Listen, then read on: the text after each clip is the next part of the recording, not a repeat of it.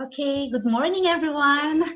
Welcome once again to our third session of Research FLEXI virtual lecture series on conducting research.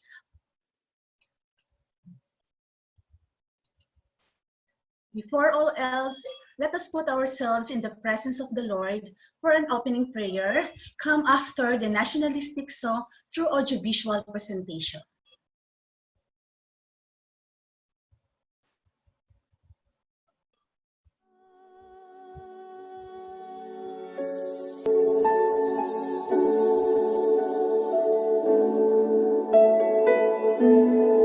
Dear God, thank you for all the blessings you have bestowed upon us. We are truly grateful for them.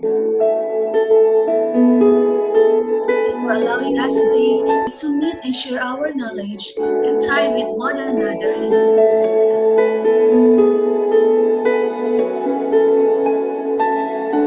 Grant your divine wisdom to our speakers so that we would be able to impart effectively our God-given knowledge to all of us.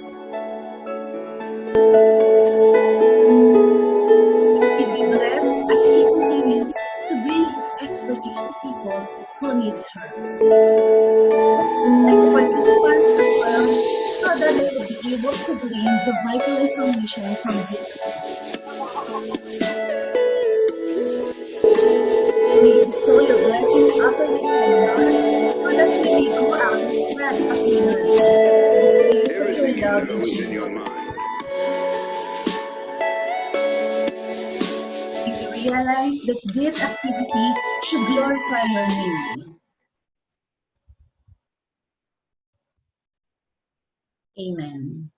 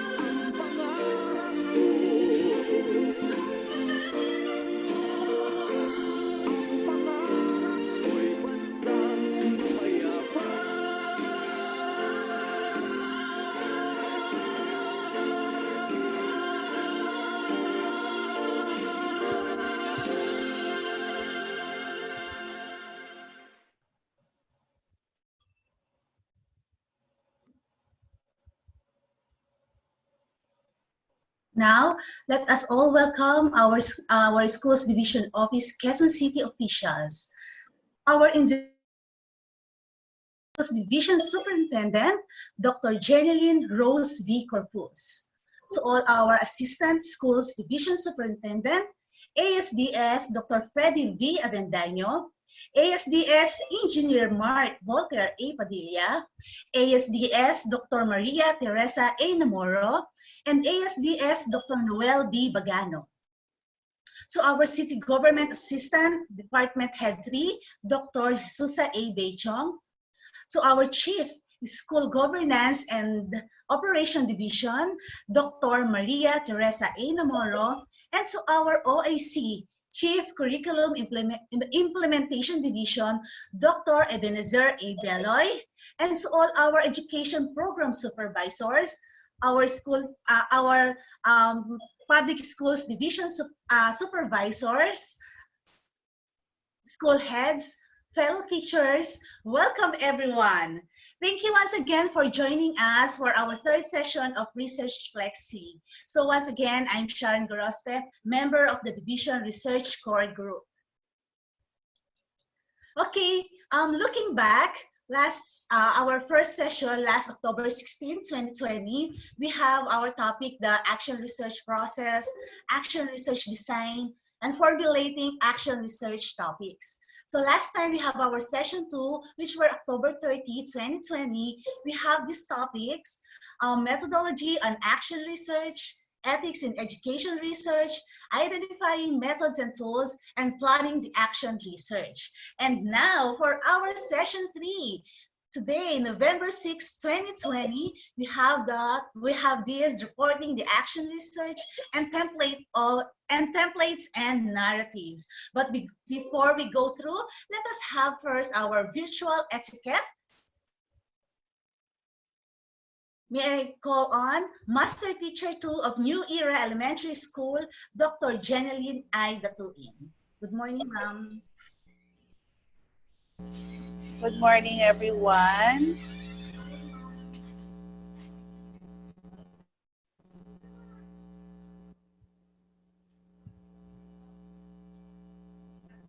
Yes, ma'am Jeneline. Good morning po. Ma'am, yung PowerPoint ko, hindi nila na-flash. Yung slide ko.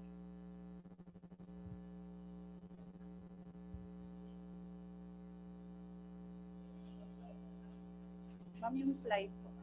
Okay. So, good morning, everyone. So, here are the virtual etiquette which we have to observe during the session.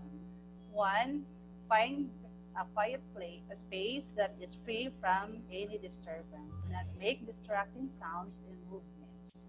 2, keep your microphone on mute until it's your time to speak. Turn it only once addressed by the speaker.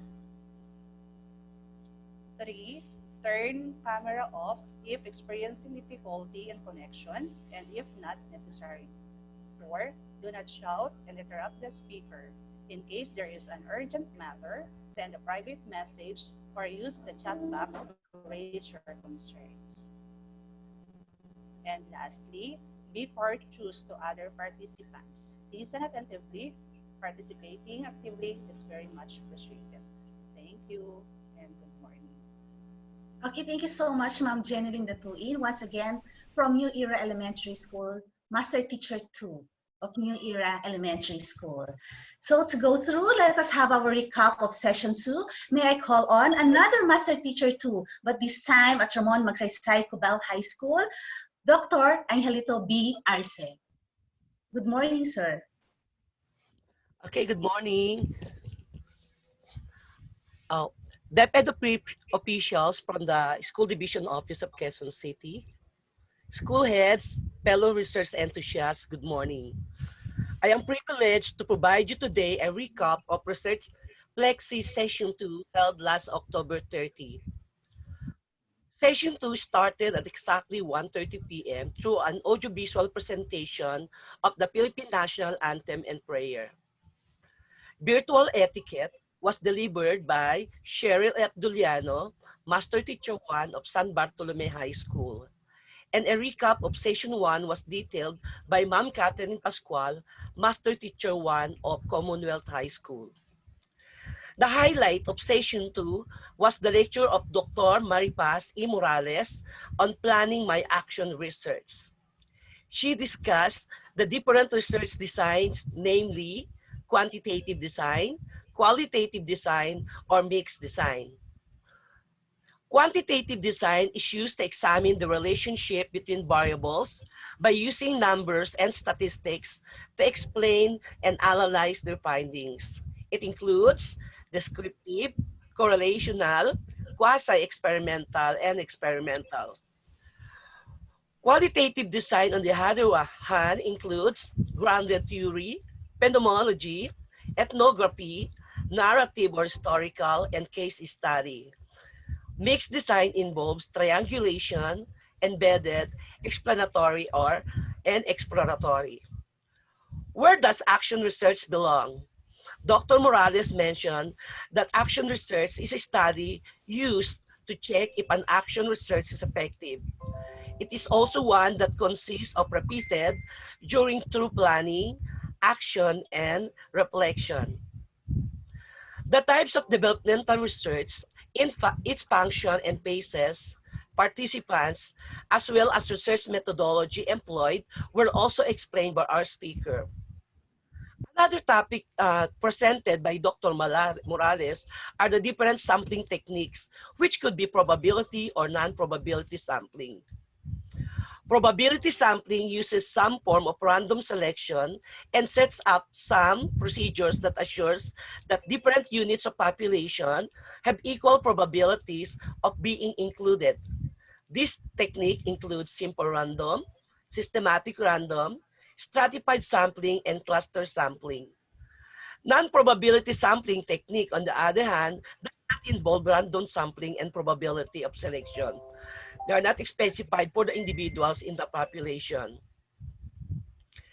Research instrumentation was also briefly discussed by our speaker. She explained that we could either adapt, develop, or adapt. Instrument validity is also important for every research. The different methods, sources, and techniques of data collection were also explained by Dr. Morales. The 4 quadrants of data collection in the new normal were briefly illustrated and discussed, giving emphasis on the advantages and disadvantages of online, offline, face-to-face, and distance or remote delivery.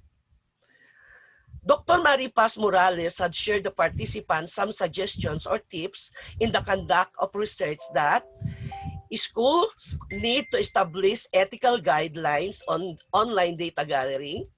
Research funding can incorporate applications to conduct experiment and online testing, faster and high-capacity hardware, and set up research laboratories that specialize on online methodologies. Lastly, the different ethics and educational research were explained by our speaker, wherein she emphasized on the general ethical principles, general issues on protecting participants, practicing, exercising honesty and confidentiality, and avoiding deception and coercion. One of the highlights of Session 2 was the presentation of output for Task 2, Plan of Action. Mr. Ramuel O. Aquino of Rojas High School and Mr. Ronel Aljon R. Collado of Holy Spirit Elementary School presented their Task 2 and subjected to feedbacking and improvement by our able speaker, Dr. Maripaz Morales. And Session 2 was adjourned at around 4 p.m. Thank you.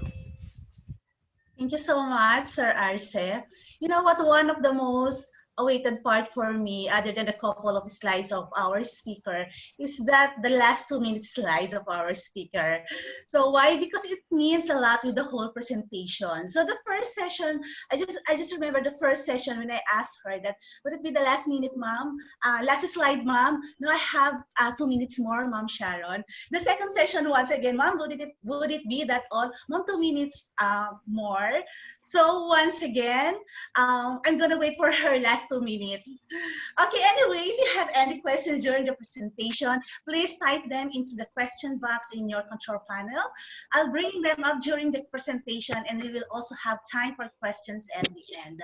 So now, without further ado, I will turn the time over to the Director, Publication Office of Philippine Normal University. Let us give her a resounding virtual applause. Once again, our speaker, Dr. Maripaz E. Morales. Hey, good morning. Good Morning once again. So magandang umaga po sa mga STO Quezon City officials, kay Ma'am Sharon, good morning. Sa lahat po ng mga participants, magandang umaga po sa kanilang lahat. So again, nandito tayo sa pangatlong week, ano? Hindi ko alam kung meron ba akong na-prepare para kay Ma'am Sharon para sa last week. Okay. Hopefully meron. Yeah. So pwede na siguro tayong mag-start. This time, we will start with the presentation because we have some assignments last time. Sir Ian was able to send to you task number 3 and task number 4, I believe. Okay. So let me share my slide.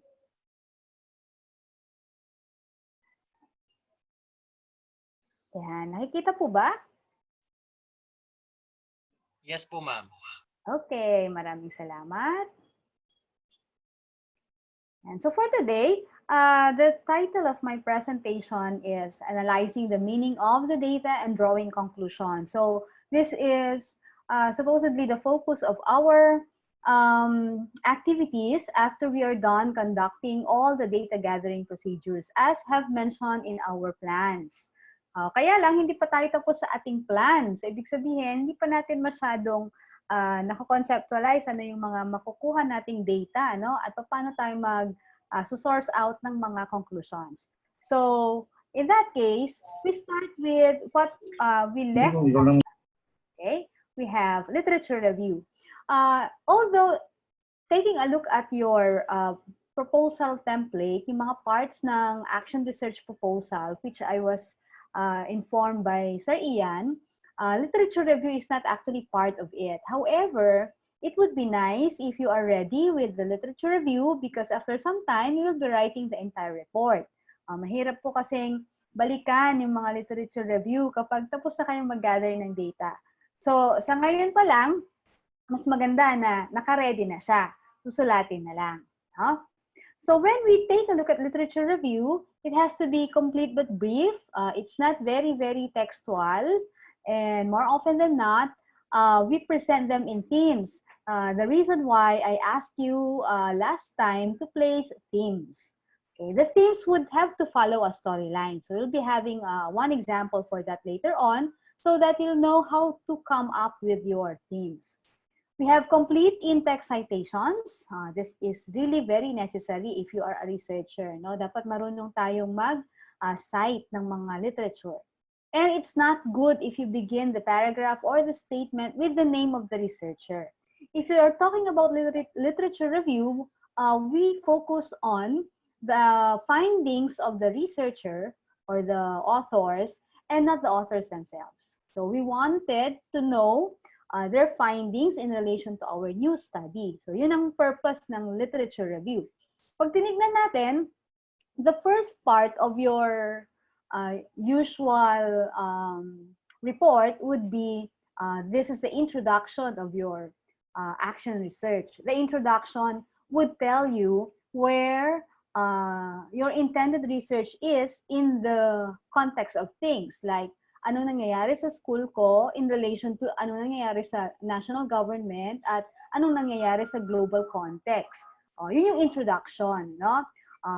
From there, you can specifically detail the rationale. Ano ang dahilan bakit ka mag-action research at gagawin mo tong study na ito. So that completes your introduction. However, it would be good if you know what happened in the past. So at least, alam mo na si ganitong tao, nag-conduct din ng kapareho mong action research, pero ganito ang pagkakaiba. Mga ganon. So at least you know where your research would fall in the context of all the things that have been discovered in relation to your study. That's where the literature review comes in. Okay? So going further, this is an example of a literature review. Kinat-cut ko lang po siya, medyo mahaba po yan. No? It's already a paper, I mean a published paper. This is a published paper in an ISI journal. So the title is Cultural Historical Activity Theory, Influence Case Research of a Philippine Physics Class. I'm the author of this article, and this is a highly qualitative study. So it could be considered as an action research kasi meron tayong intervention. No? So pag tinignan natin, ganito yung kwento. When we are designing our literature review, it has to be a kwento or a story of your paper. So ang kwento ng papel ko, ganito. Sa Pilipinas at saka sa ibang bansa, maraming estudyante, siguro 75 to 90% of students taking physics have a lot of misconceptions. So ayan yung isa kong theme, the concept of misconception. Okay? So again, going back, most of the students or majority of our students are encountering or have misconceptions in physics or probably in other subjects. Pero ang focus ko kasi physics class, diba? So here, the first theme is the concept of misconception. Okay? Now, the misconceptions of the students, if they change from wrong concept to correct concept, you call the process conceptual change. When we undergo conceptual change, eventually, the students attain scientific literacy. So nakikita niyo po yung kwento mula sa unang theme sa pangalawang theme, di ba? Ang pangatlong theme, yung pangatlong naka-highlight ng green, Cultural Historical Activity Theory. So saan siya papasok? Para magkaroon ng prosesong conceptual change ang mga estudyante ko, para ma-achieve nila yung scientific literacy, gagamit ako ng intervention na Cultural Historical Activity Theory. So, yun yung kwento ng mga themes ko. Simple lang po yung kwento, di ba? Ulitin natin. Mga estudyante, maraming misconception. Pag napagbago yung misconception nila, maling concept, papunta sa tamang concept, ang proseso ay tinatawag nating conceptual change. If that happens, most probably, scientific literacy is achieved. And I am proposing that I will be making intervention called Cultural Historical Activity Theory or CHAT to be able to undergo the process of conceptual change and eventually attain scientific literacy. Okay? So, ganun po sana yung gusto natin na kwento doon sa inyong mga themes.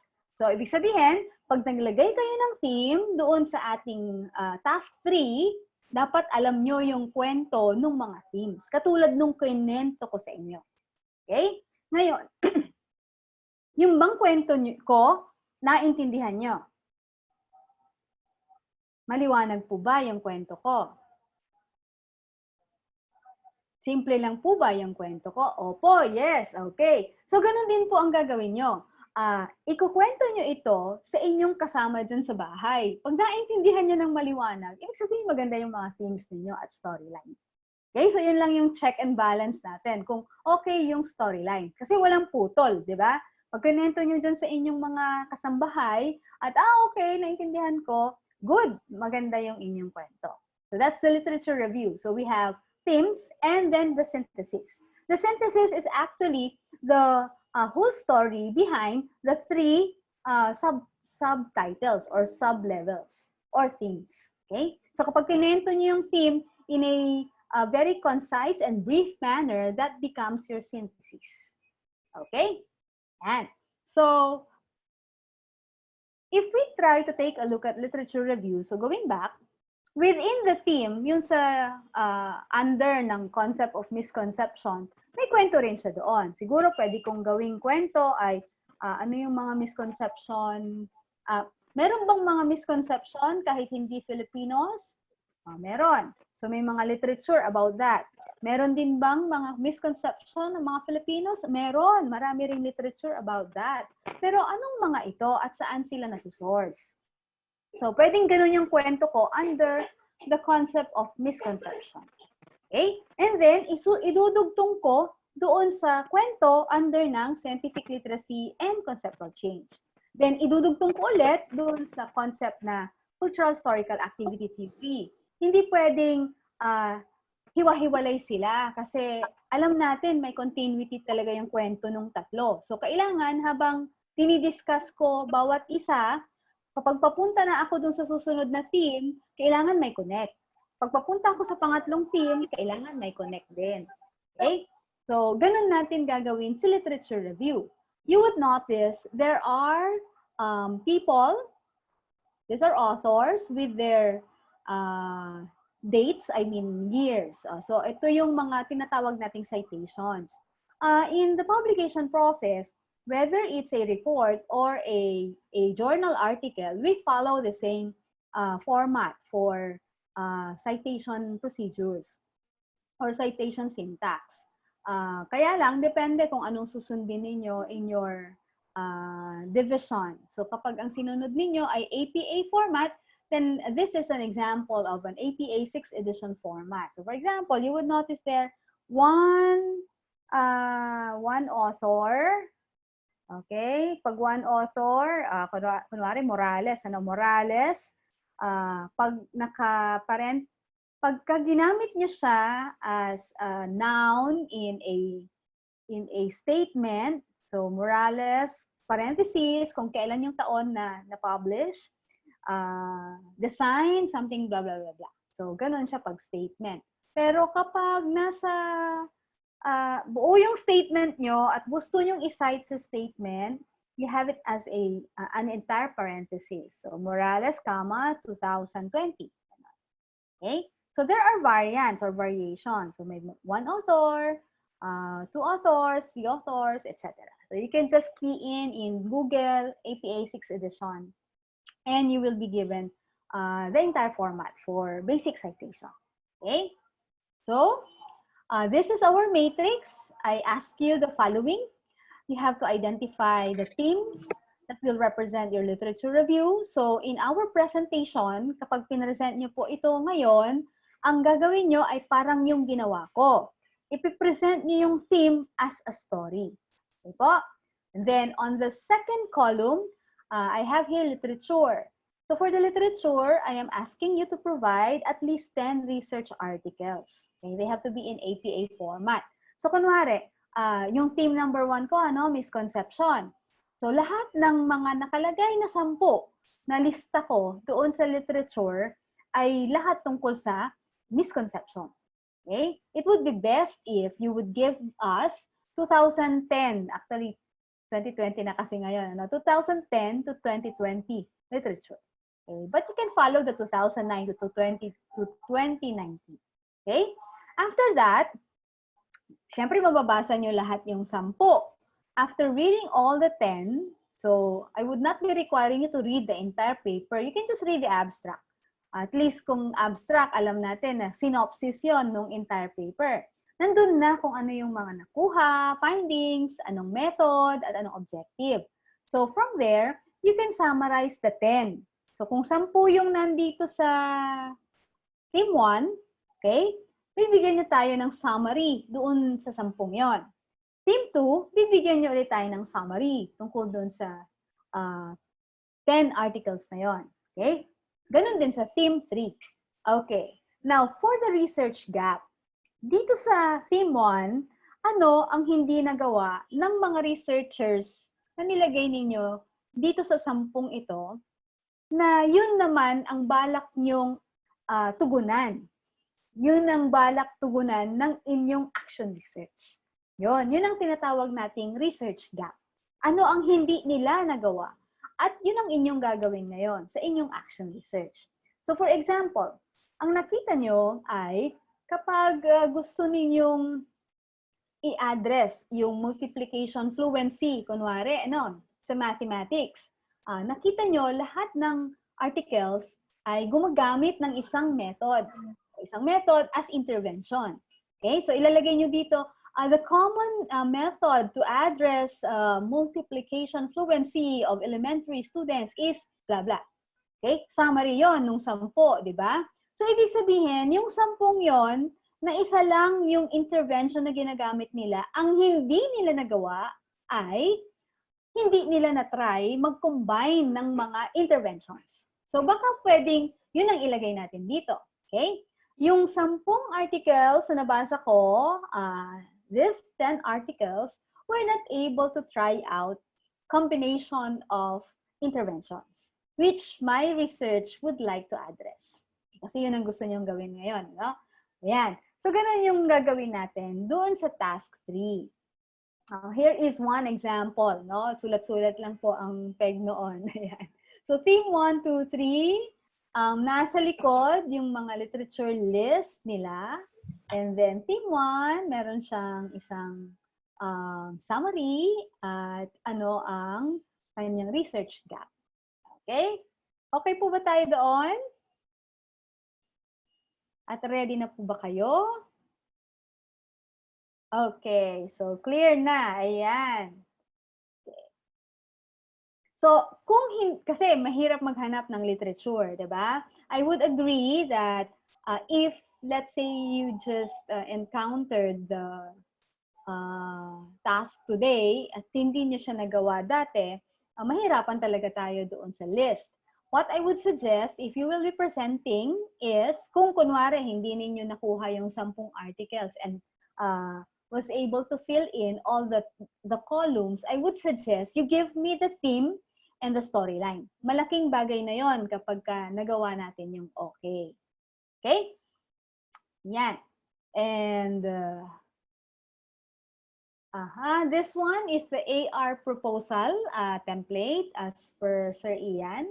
So you would notice action research proposal format. So ito yung ating format later on. Pero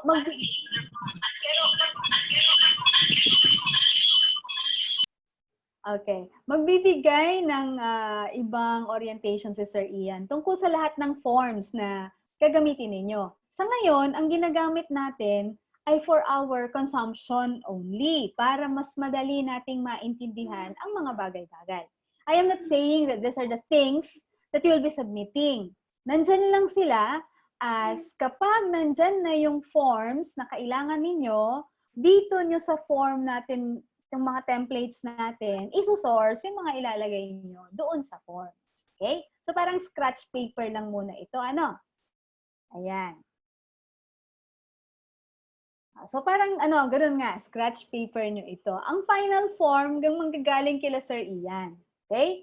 So ito, gusto lang natin siyang i-outline, i-matrix, para meron tayong broad view of what is happening and what will happen to our study. Okay. Okay po ba? Yan. Ito naman yung task 4. Yan. I just source this from what Sir Ian gave me, katulad ng pinresent ko sa inyo kaninang listahan ng mga parts ng action research proposal.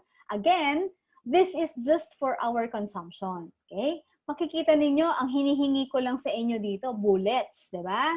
So, dun sa bullets na yon, later on, kapag hiningan na kayo ng division office ng formal proposal, dito nyo ngayon kukunin yung inyong ilalaman doon. Okay?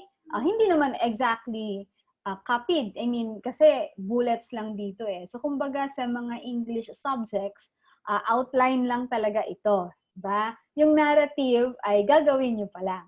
Ayan. Medyo mahirap gumawa ng narrative kapag wala tayong outline. Kaya ko pinapa-outline sa inyo. There are parts that identify specific tasks that you need to input. Okay? For example, target participants and other sources of data and information. Anong mga instruments? How do you do the data gathering? And it has to be presented as plan, act, observe, discuss. And then data analysis plan. Ang usual kasi pong nangyayari, kapag walang ganito, kapag nag-submit si author or proponent ng mga proposal, halo-halo siya sa isang paragraph. Hindi po siya maintindihan. Okay? Ang problema po kasi ay, kaya tayo gumagawa ng research, ang purpose ng research ay hindi lang para maka-generate tayo ng knowledge. That's one of the purposes of research. But then again, after generating the knowledge, we have to make sure that our research is replicable. Ibig sabihin, pag tinignan yung procedure ninyo, kayang gawin din ng iba. Okay? In their different contexts. Okay? So, replicability ang isa sa mga characteristics ng isang research. Okay? Ibig sabihin, kailangan maliwanag na maliwanag. Okay? Kaya, kunwari, nagbabasa kayo ng mga journals, di ba? Pag hindi nyo maintindihan yung methods, ayaw nyo basahin. Ibig sabihin, hindi ma-replicate yung paper na yon. Walang kwenta, parang gano'n, ano? Walang kwenta yung paper na yon na na-publish. Kasi hindi siya magamit. Bakit? Dahil hindi natin maintindihan. Okay? So, mas maganda na maliwanag yung pagkakasunod-sunod, alam natin yung mga stages, anong sinasagot ng data collection na ito, anong problem, etc. Okay. I included also ethical considerations para at least ma-address nyo agad-agad ito, like consent and all. Kasi kapag nagpa-publish kayo, and normally that's what we want, diba? We would like our papers to be published. Hihingan kayo nito ng information. Okay? Have you had any consent? Was this paper or proposal approved by your institutional review board? Mga ganun lagi ang tanong ng isang editor. Okay? And then the Gantt chart. The Gantt chart, as we have discussed last meeting, is a very important tool for us to know, okay, what are the tasks to be performed in a specific date or time frame. Okay? Cost, kung may hihingin kayong subsidy sa inyong school or division, and then plan for dissemination and utilization. Okay po? And of course, references. Okay? Again, this one is only for us to identify the specific parts of your proposal. The detailed narrative proposal and the format and the template will be given to you by SDO Quezon City. Okay? I-orient daw po kayo ni Sir Ian about that. Okay po ba?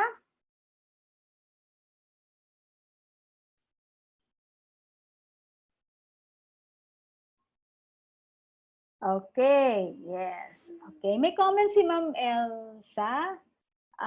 Due to time constraint and yes po, hindi po siya actually ngayon na agad. Ang pinaka-importante po, you know your storyline. Kaya po kanina ang sabi ko, you are just going to present your themes.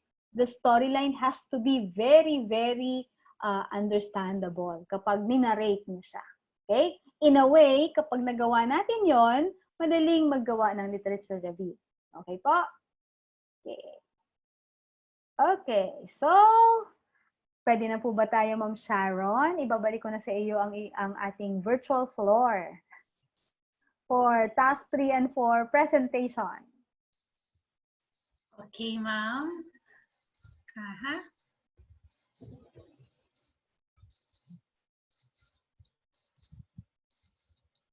Okay, thank you, ma'am. So we will go ahead and take some time for questions now. Just a reminder po, please be sure to type your question into the question box in your control panel. So it looks like we have few questions, Sir Cadiz. No question so far, ma'am. Siguro clear sa kanila. Although baka nagko-compose pa po sila kasi medyo pagdating po sa literature review ay talagang kailangan din po may prosesong gawin. Kaya kanina binigay na po ni ma'am pass sa atin yung technique on how to cite a literature review. Nagbigay rin po siya ng mga tips paano natin gawa ng storyline. Kasi talagang yun yung pinaka magandang technique na binigay ni Ma'am Paz. Parang nagkikwento lang tayo doon sa ating literature review na naka-thematic yung approach. Sa ngayon, ma'am, wala pa pong tanong. Siguro nagkukumpuso po sila. Okay. So we'll proceed, ma'am. Okay. So ang presentation nila mamaya na lang. Yes, ma'am. Okay, sige. So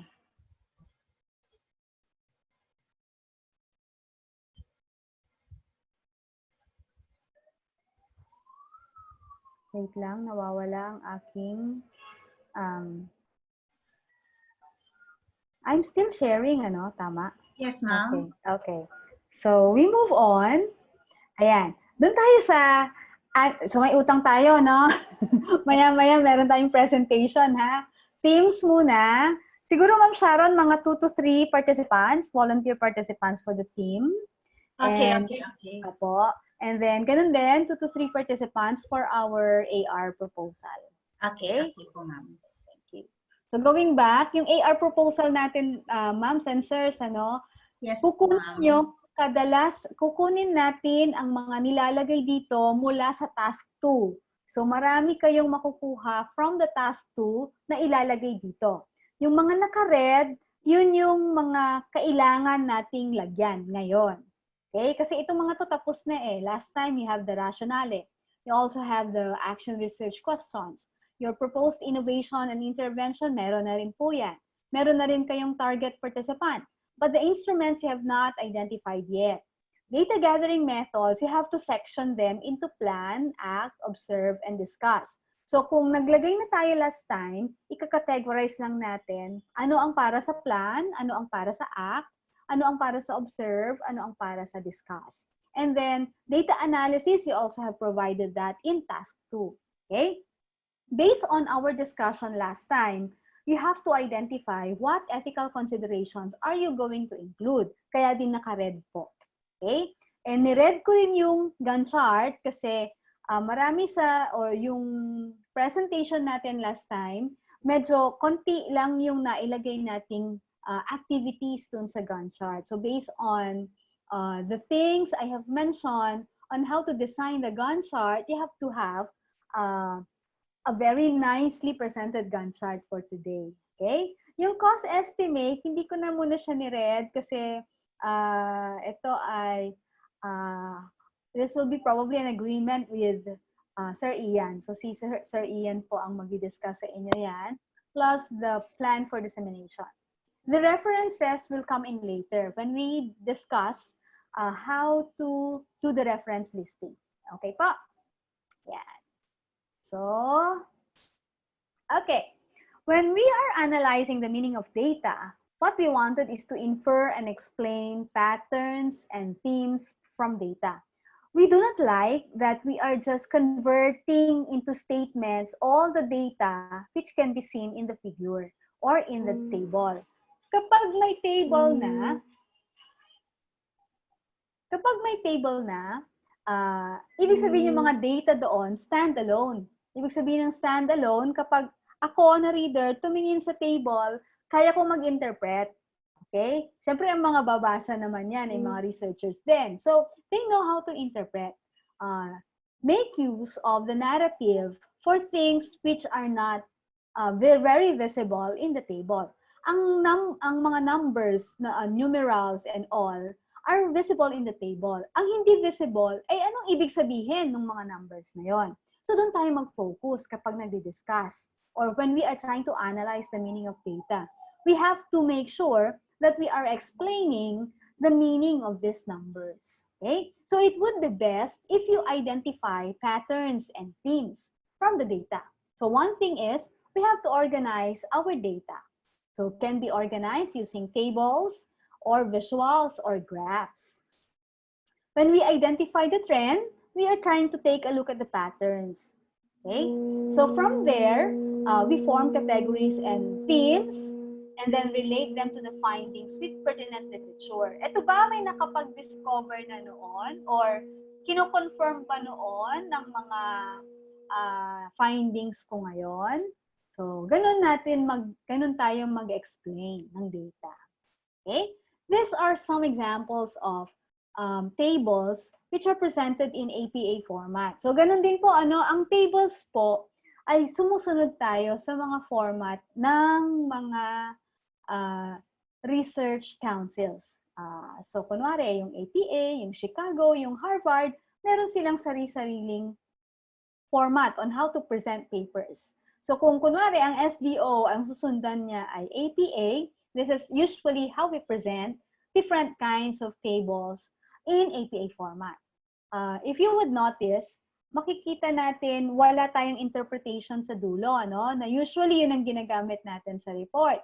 Kunwari, Mean difference, 39.99.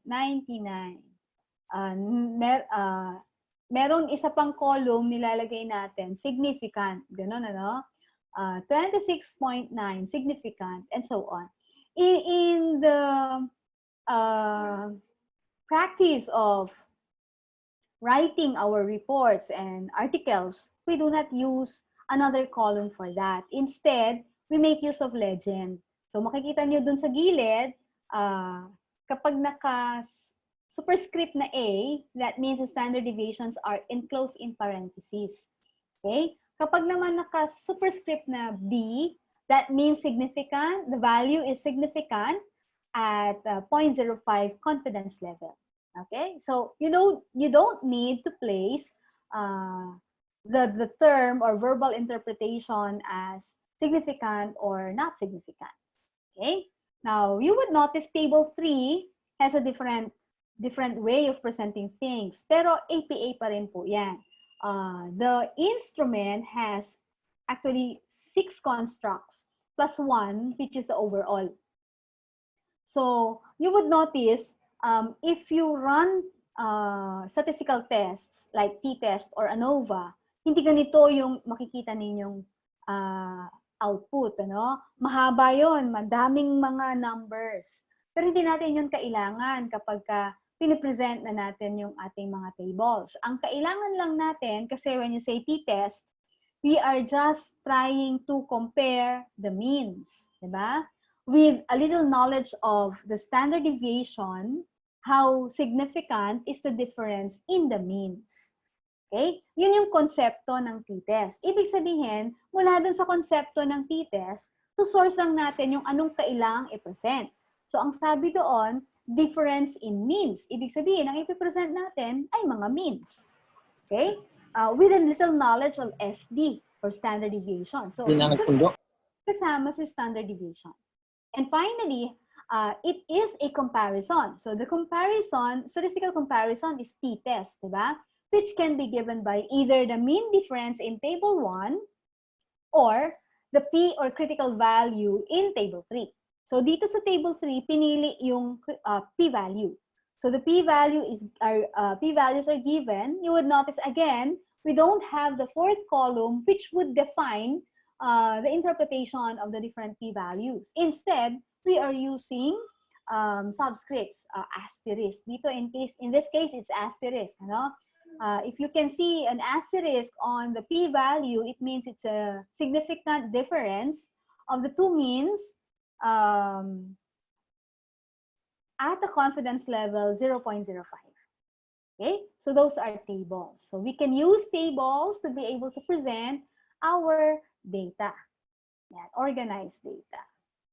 Sometimes, kasi lalo na sa atin, ang gagawin natin ay action research. Action research, as per our discussion last meeting, leans more on qualitative study or qualitative design, which means that you would be encountering a lot of texts than numbers. So, yung pinresent ko sa inyo kaninang mga numbers, applicable usually yan kapag meron tayong highly quantitative. But you can also make use of this when we are talking about action research. Kasi may mga iba sa inyo, ang paper nila ay would be including comparison of the pre-test and the post-test.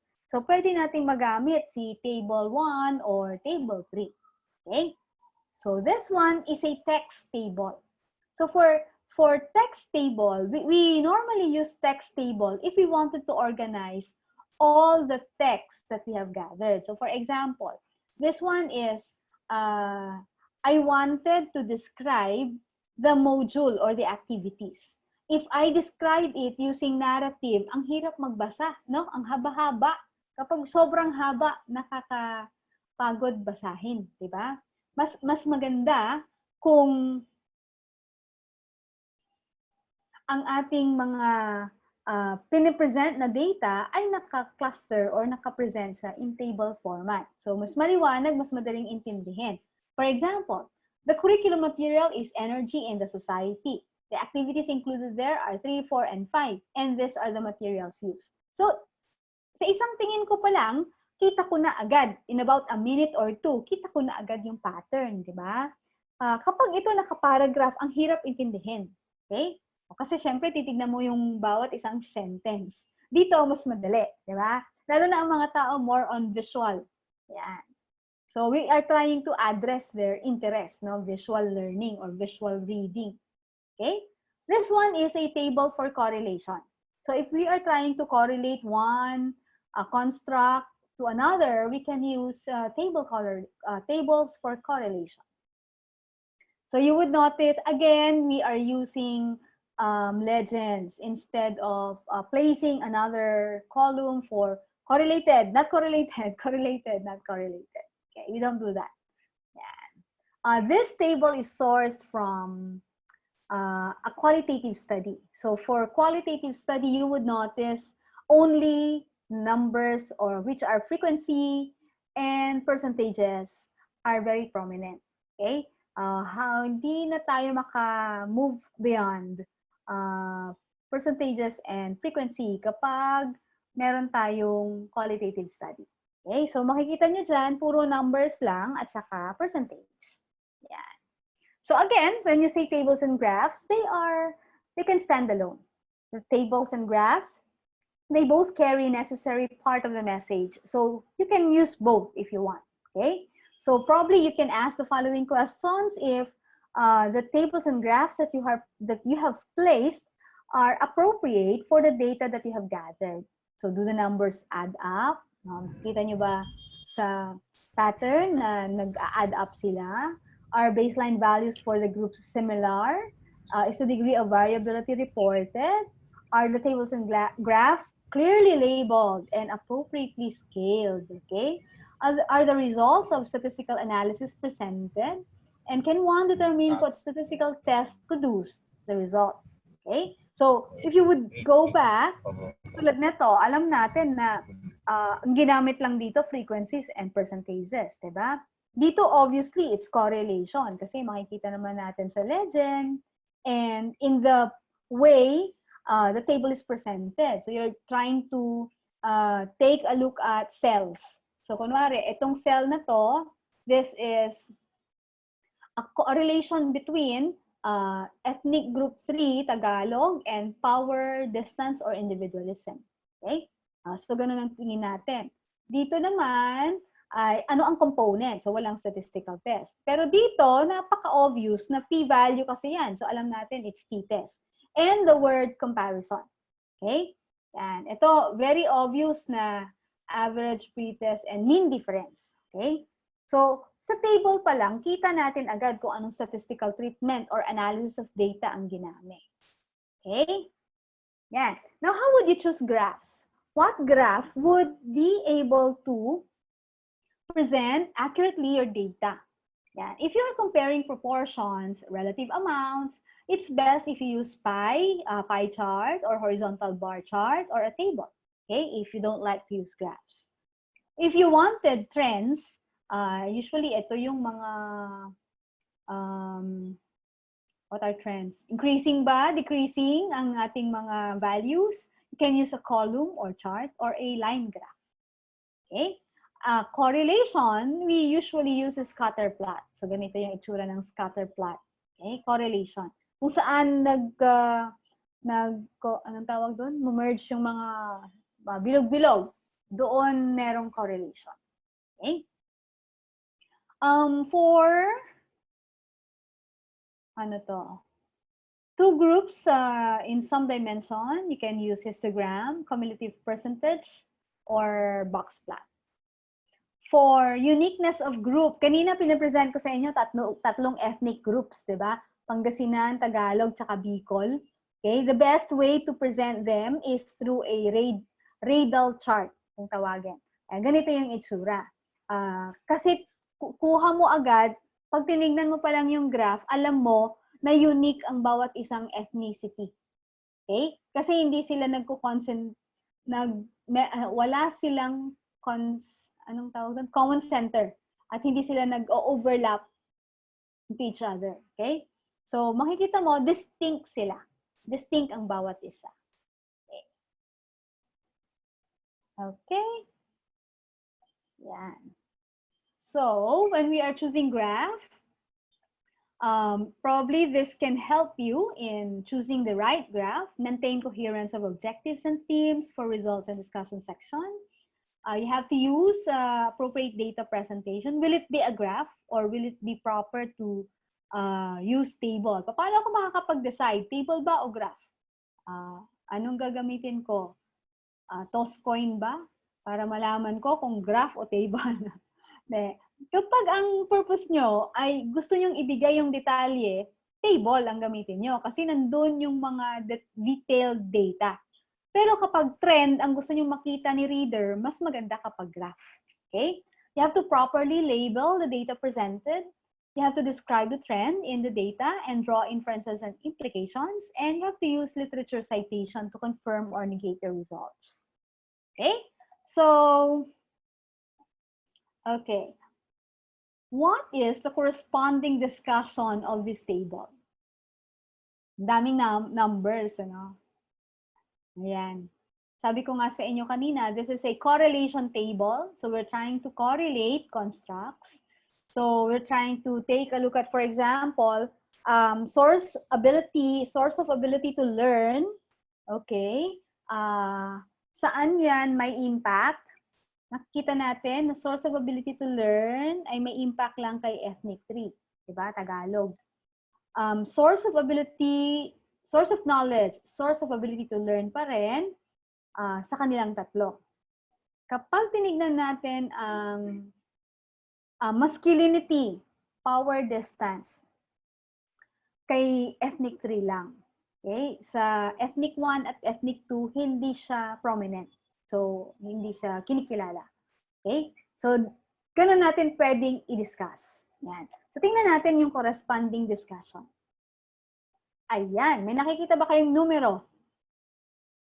Wale. Okay. So, kapag nagdi-discuss, dinidiscuss yung meaning ng numero. Hindi na natin sinasama si numero. Kasi si numero, nandun na sa table. Okay po? Ayan. So, ganyan po tayo dapat mag-discuss. Huwag po nating paulit-ulit ilalagay yung numbers kasi nandun naman na sa table. If you wanted the reader to refer to the number, you refer them to the table. So, you would notice, for example, table 10 showed the correlation. Ganon. So, nire-refer natin sila doon sa table kung saan makikita yung information na yun. Okay? Yan. So, this is our first task. Ayan, may task ulit. Let us analyze the meaning of data. I am going to send to you a sample action research publication.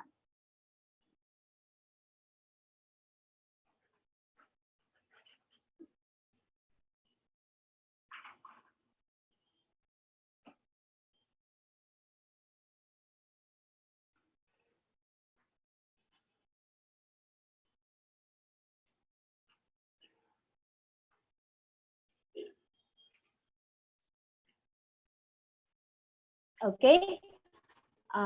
Nakikita niyo po ba? Yes, ma'am. Okay, buksan natin po ha. So stop sharing ko ito. Meron na kayong screenshot netong ating task 1. Pa-screenshot po muna para meron kayong copy. So objectives, anong klaseng data collection ang ginawa? Ano ang nakuhang data?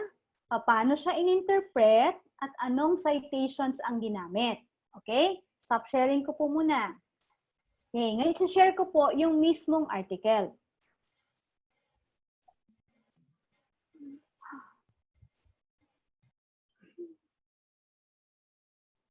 At hindi ako makashare. Ma'am Sharon, pwedeng pa-share.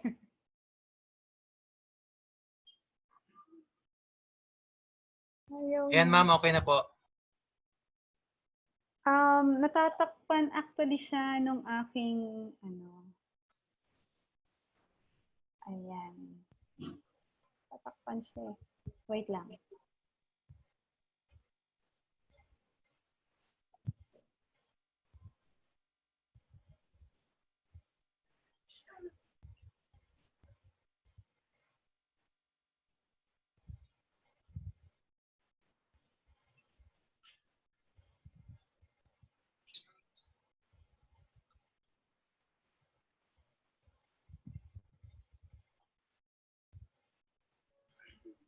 Sir Arlon, pwede, hindi ko siya ma-exit ng full screen. Kaya hindi ko makita yung ano. Share ko po.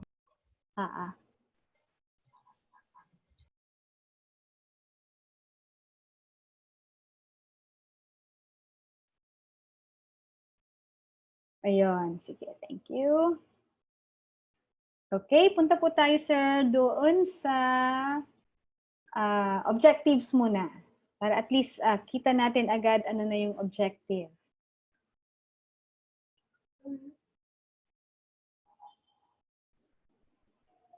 Ayan, makikita naman natin agad purpose of the research, ano? Okay, this single case action research was conducted to determine the effect of combined teaching strategies. These strategies are listed there, okay, in basic multiplication. So its primary goal was to improve students' multiplication skills that could enable them to perform other 5th grade multiplication or mathematics concept, okay? So from the entire purpose of the research, can you come up with a statement for each objective? Isa lang po objective nitong paper na ito. So yun ang ilalagay natin doon sa column number 1. Now, what would be next? Ang next po natin ay data collection, di ba? So, paano nila ginawa yung data collection? So, yun muna. Kayo ang gagawa ng data generated at saka interpretation. Okay? So, data collection, makikita nyo dyan data sources. Instruments po yan. Okay? Naka-specify kung paano ginawa in terms of plan, act, reflect. So, dun sa plan, syempre sinet up muna lahat. Diba? Pero you would notice, Sir Arlon, yung pong table na lang. Table 1 ata. Nasa bandang taas po.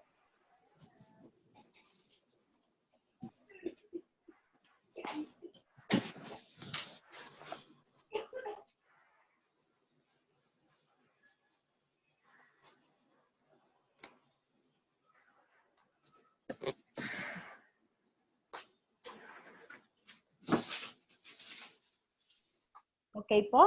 So you would notice this is the sequence of how the different strategies were integrated in a lesson. So nag-start sa skip counting, then games, then fast recall, flashcards, and then activity sheet, and then daily time test.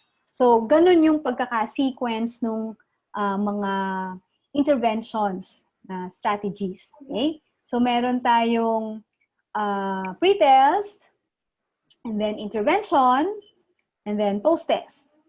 Yan. And then, may mga intervening assessment na ginawa. Like, for example, Sir Arlon, doon tayo sa intervention.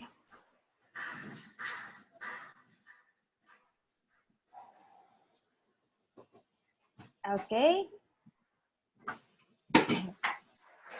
We designed the lesson in a sequential format of different strategies. O, yun yung strategies na nasa table 1. The sequential format of the different strategies took place in a period of 3 months or 120 contact hours. We let the students do skip counting. So, description lang po ito. And how were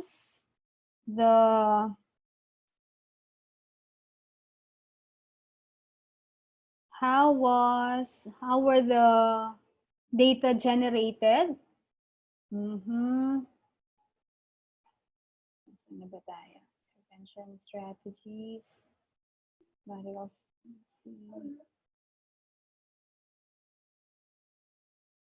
I'm just checking my copy.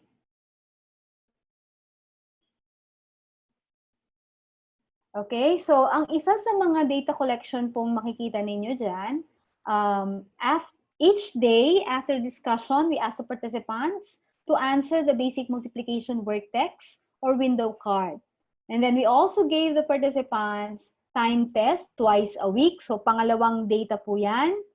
Then we interviewed. Nakikita nyo po, page 5. We interviewed purposively selected students to determine their perception of the activities provided them and have a pair of classroom experiences with the sequenced action. Okay? We also kept a daily journal of the participants' activities and their improvement. So those are our data collection. Okay, so ano po ang mga data collection natin? One, formative assessment from multiplication worksheets. Okay, at saka time test. Then two, interview from students. And then three, we have journal entries for the participants' activities. So, meron po tayong tatlo. Ano po? Okay. So, kung tatlo yon, balikan natin yung ating task 1. Alam na natin ang objectives. Alam na natin ang data collection. So, ang generated data natin, meron tayong pre-test at saka post-test kasi nagbigay. That's 1. And then, yung ating mga formative tests, that's 2. At saka yung ating mga interviews, that's 3. Okay po? Ngayon, ang gusto kong gawin ninyo, paki-check po yung results portion. That would be from page 5 until page 7. Results lang po ito, ano? So, yung results natin,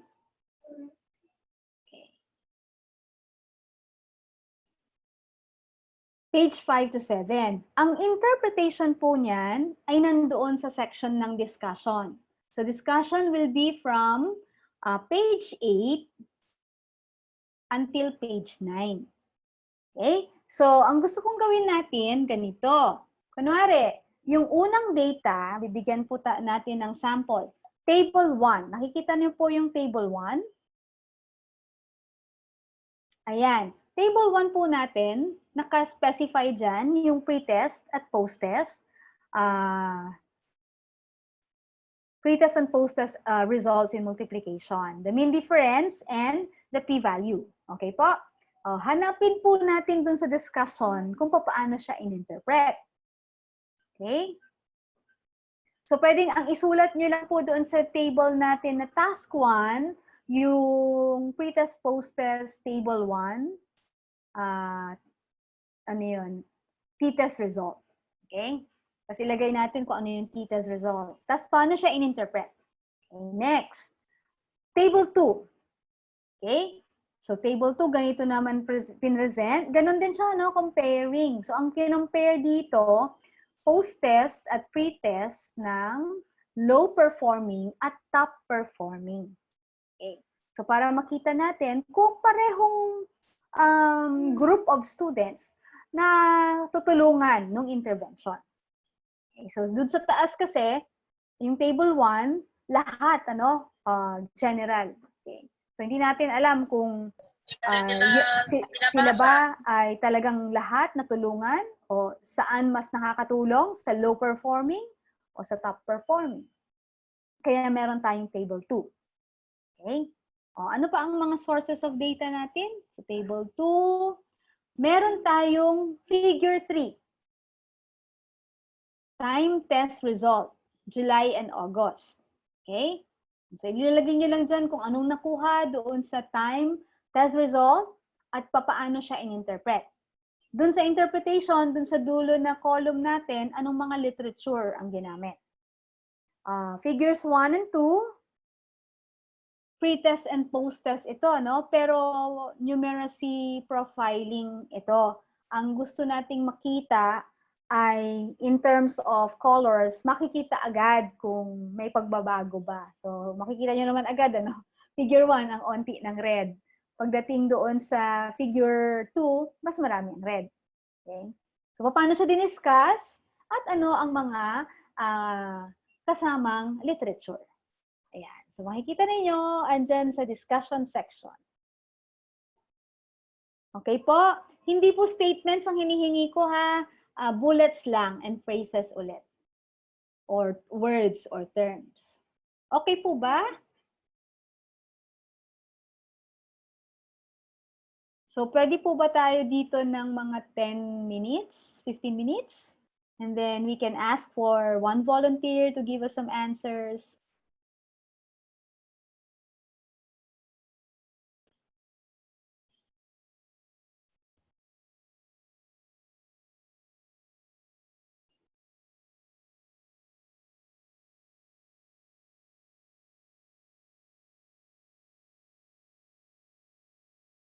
Okay, mukhang busy na lahat.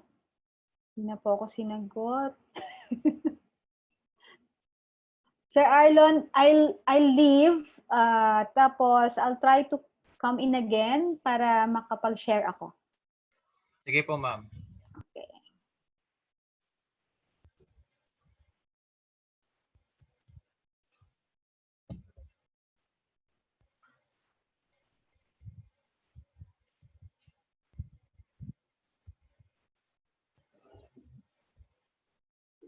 Okay, Sir Arlon, we have volunteered teacher to present her output, si Ma'am Beulah Belen de la Cruz.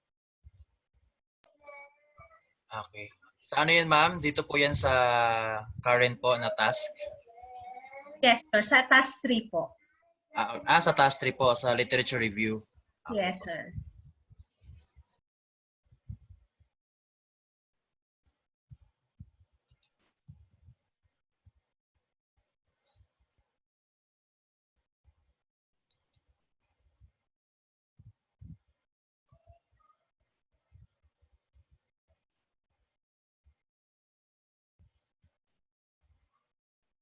And another thing, Sir Arlon, one of the participants requested to kahit brief discussion daw ulit muna dun sa team 1 and 2. Medyo na-confuse po yung yung ibang participants. Baka daw pwedeng pahapiyawan ulit ng ating speaker. Sige po, ma'am. We will ask the resource speaker po later po. Yeah, thank you, Sir Arlon.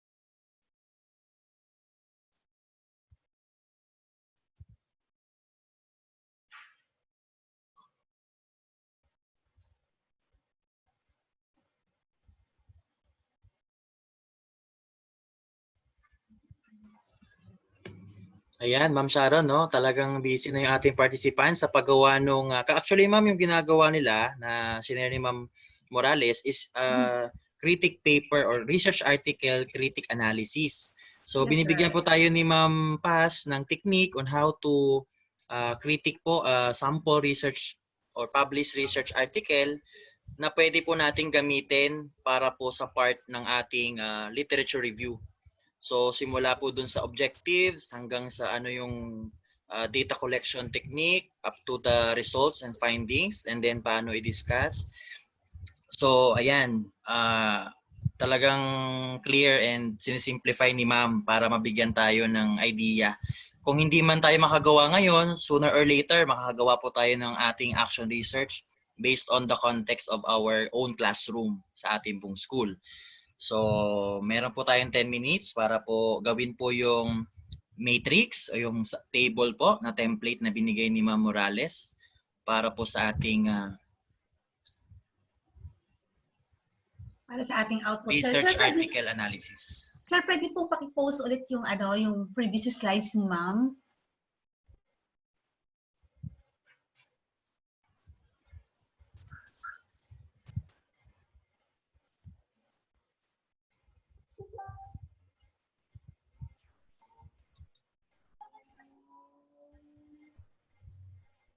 Ganun talaga eh.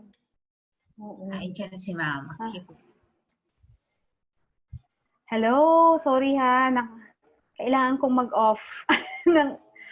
Ayaw mag-share kasi. Sige, isi-share ko yung table ba ang kailangan natin? Yes, ma'am. Yes, ma'am, yung table po. Okay, ayan. So again, objectives. Na-identify na natin ito, no? Isulat na lang natin. Again, hindi siya statements, ha? Ano lang, phrases lang. Data collection, bullets lang. Ano yung data generated? Katulad ng sabi ko, pwede nyo ilagay table 1, t-test, the result, t-value, okay? Table 2, figure 1, figure 2, etc. And then, punta tayo dun sa interpretation. Okay. And of course, yung literature citation.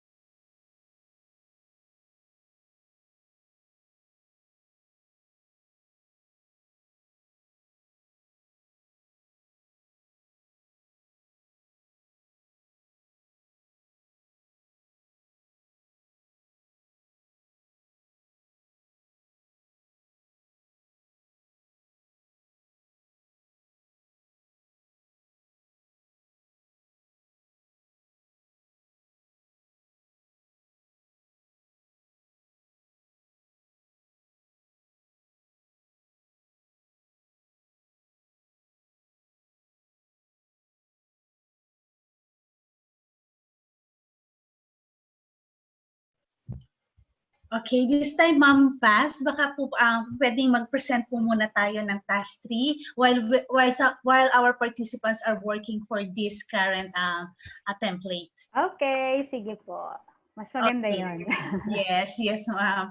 Okay, so this time, ma'am, meron po tayong volunteer participant, si Ma'am Beulah. Ma'am Beulah Belen de la Cruz. So, Sir Arden, please. Good morning, Ma'am Beulah.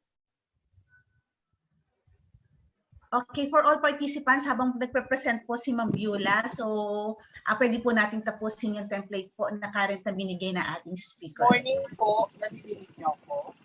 Yes, Yes, ma'am. ma'am. Do you see me also? Pasensya na ha, ulitin ko, multitasker tayo. I'm still on my class right now, but I'm gonna send them a video so they can watch first. Okay? So, as you can see probably, my template is already posted by our moderator. Thank you so much, Ms. Corospe. I'm from Cagayan Elementary School nga pala ako. And as you can see, I cannot read it there, so I'll be reading it from my computer. But there are the themes that I have written there, and also the literature wherein I got the what do you call this? The literature that I got where I got the theme from, and then the summary of it, and the last part of the table is the, bear with me. Okay. So I am just presenting for my class now. So please bear with me. Thank you.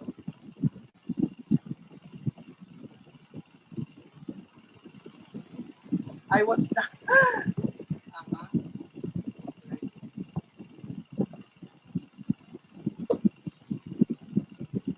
hope you really bear with me. I'm so sorry about this.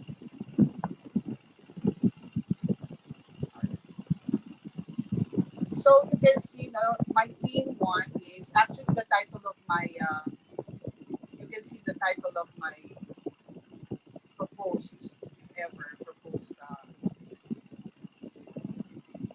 research would be, I'm opening it now, sorry. Again. Okay. The title is Effect on, I have to minimize it because my children are seeing it also. Okay. Effect on the academic performance of the grade 2 De La Cruz pupils in building their self-efficacy. So again, the first theme is relationship of self-efficacy on academic performance. And my literature is titled, where I got some literature review of this, is Improving Students' Efficacy, Self-Efficacy and Academic Performance in Applied Mathematics by Kinda Getachu and Asfa Virano. Okay, and I got this from http://dxidoi.org 2016. In the summary, they used an innovative classroom strategy to have changes in both self-efficacy and academic performance in math. And my research gap is research on the area of self-efficacy is scarce in Africa in context and should be needing investigation in other cultural settings as well.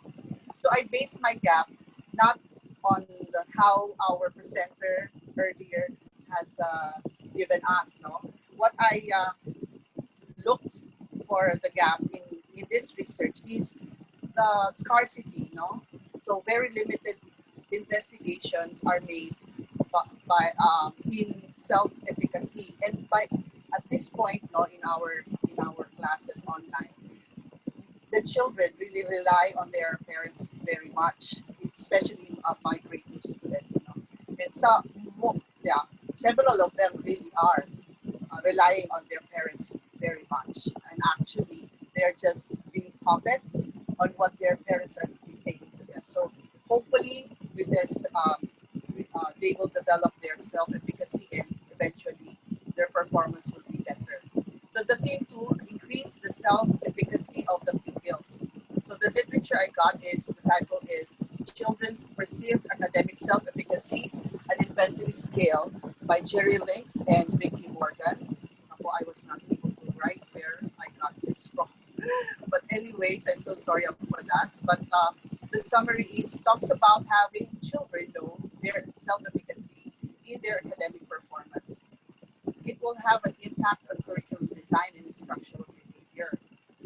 Okay, so my the research gap again based on that literature that I got. Although literature speaking directly to children's academics self-efficacy is rather sparse, meaning really sparse means scarce, di ba? So it's just the same as scarcity. So again, the limited investigation or research that has been done with self-efficacy really is the gap that I want to.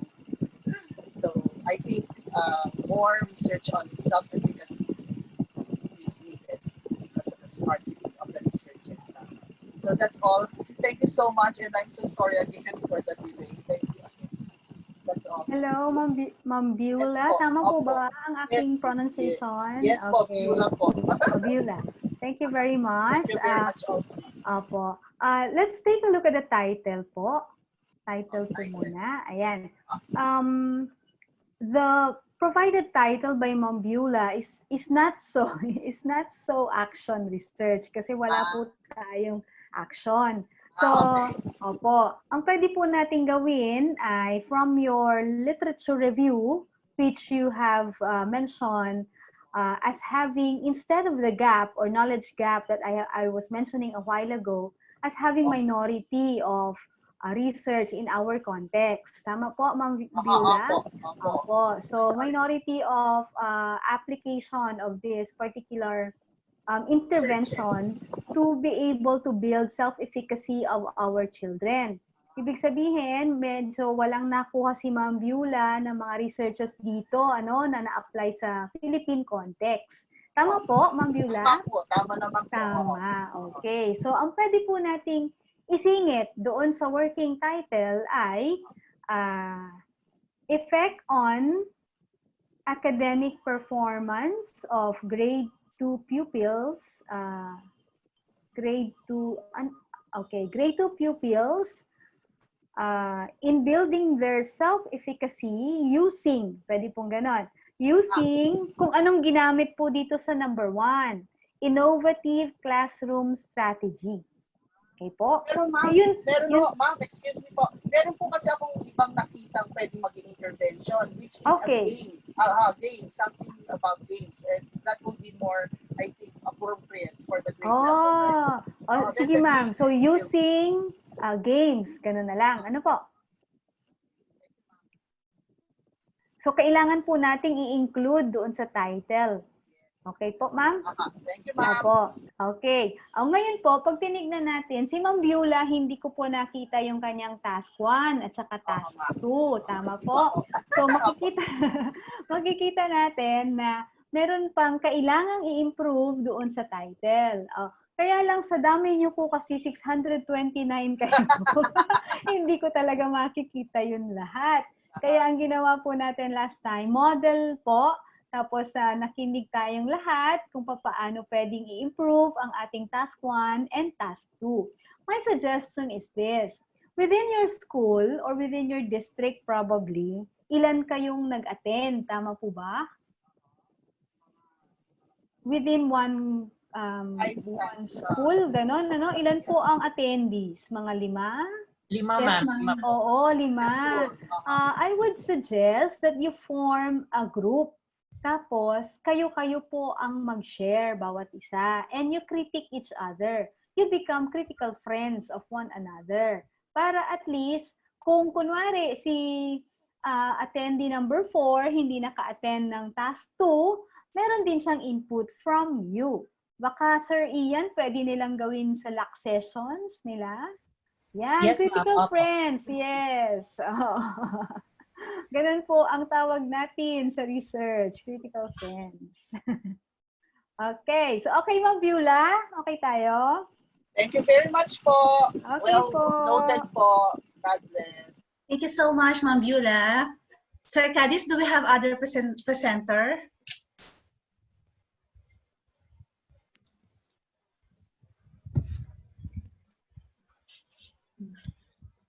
Sa ngayon, ma'am, wala pa po. Pero meron lang pong konting clarification to our source speaker po. Regarding po, ma'am, sa theme 1 and theme 2 po. So, medyo nagre-request po yung ating ilan sa ating mga participant po regarding po dun sa theme 1 and theme 2.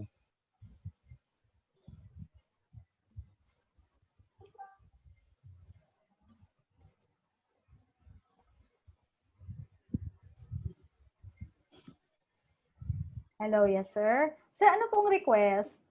Yung theme 1 and theme 2 po ng task 3 po, ma'am. Ano pong, specifically, ano po ang gusto? I mean, yun lang po ang i-present? Ganun po ba? How will present?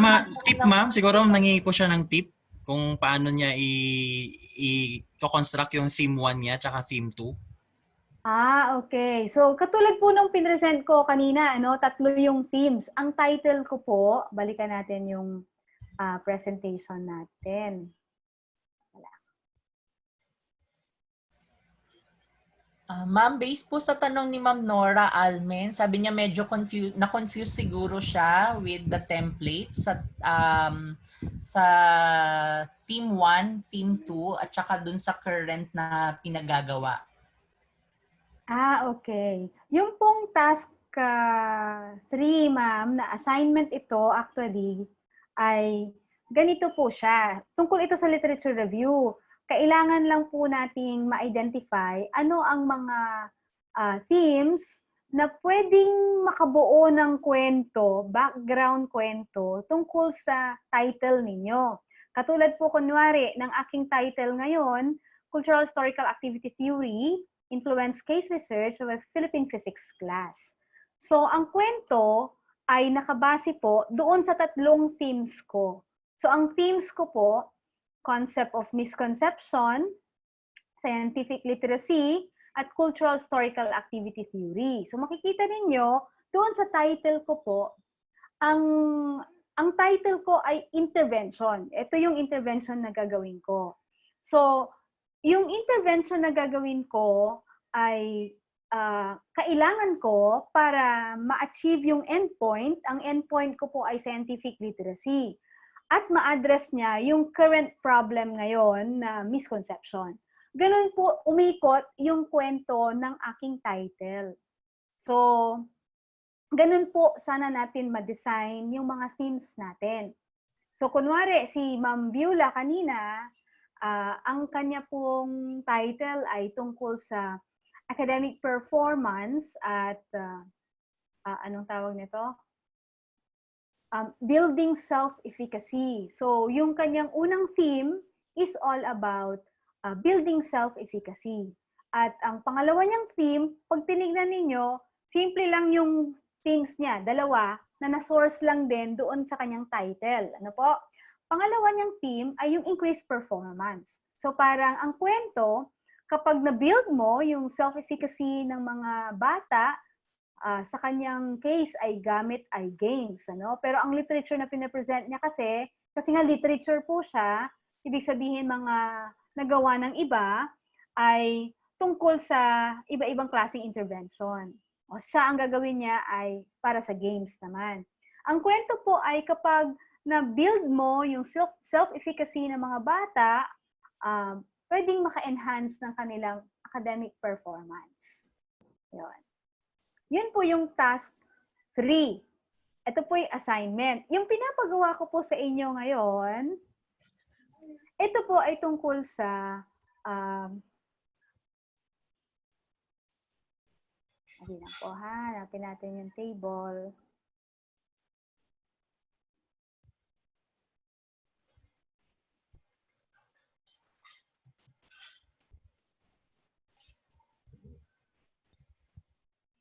Ayan po. Meaning of data. Ito po naman ay binigyan ko po kayo ng isang article.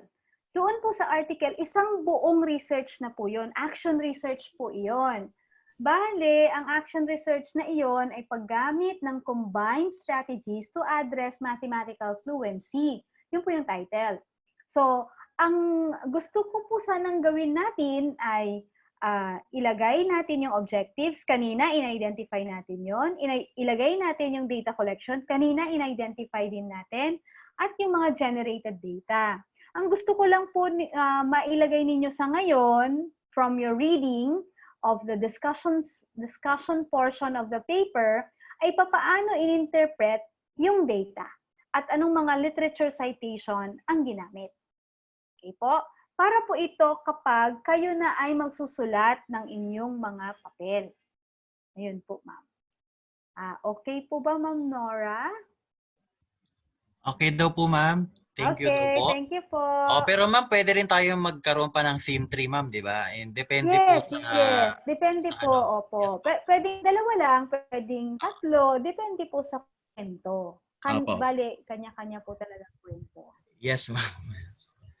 So would it be, ma'am, yung pong ating theme could be considered as the variables presented in that title using... Pwede din. Yes, using the triangulation, maybe we could formulate our theme with that.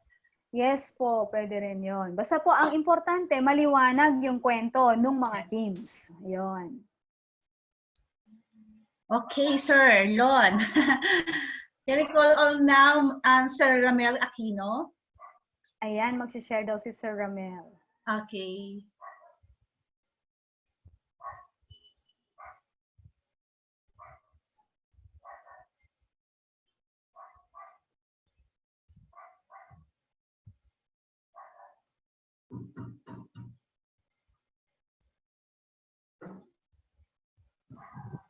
Yes, Good morning, Sir po. Ramel.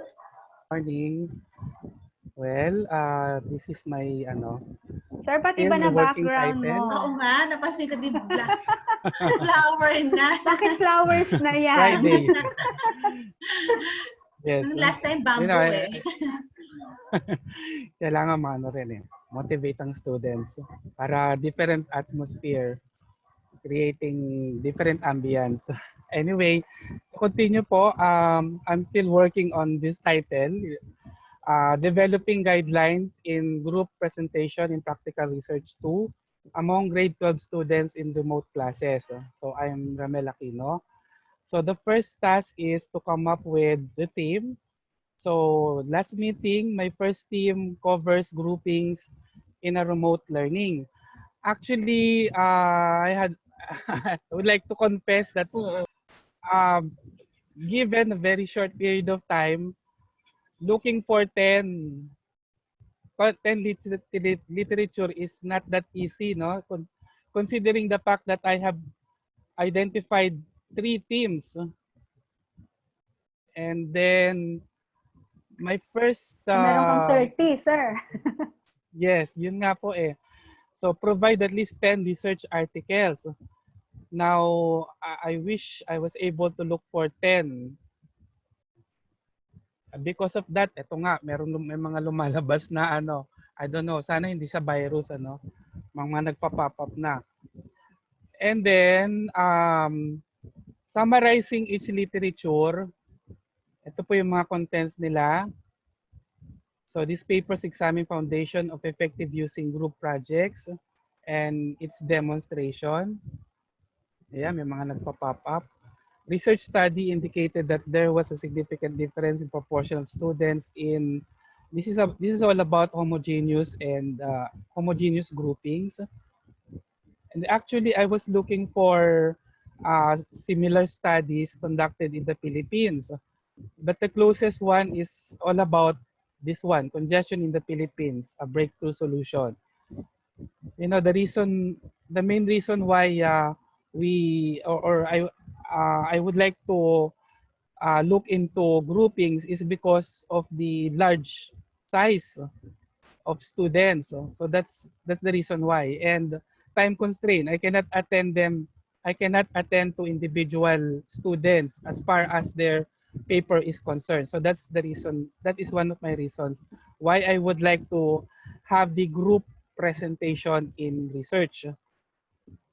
Anyway, I still have to look for if there are local practices or studies about this, since this is the first time that we are experiencing pandemic there. So research suggests that online learning has been shown to increase retention of information and takes less time, meaning the changes coronavirus have caused might be here to stay. This was conducted not in the Philippines. And then another literature says group projects might seem more intimidating in an online format, but instructors say they've found ways to foster collaboration and avoid logistical roadblocks. So, forcing students to work together can introduce students to new perspectives and lead to healthy collaboration. So this statement, I believe this is there is a contracting. Okay, contrast the statement. And so, initially, I made a summary. Looking at this literature that I have gathered, I was able to look at the benefits, the advantages, and the disadvantages in grouping students, and also the practices in group work, and some practices on effectively grouping students online. And so, looking at my research gap, allow me to read, there might be similar variables from the related literature and studies. Looking at the practices of actually, when I talk about school authorities, this is not in the Philippines. So local school school authorities from other countries, when it comes to their methods and strategies in groupings and their practices on reporting reporting of students in remote study, leading to the preparation of guidelines in group reporting. Actually, I read this. I read one article about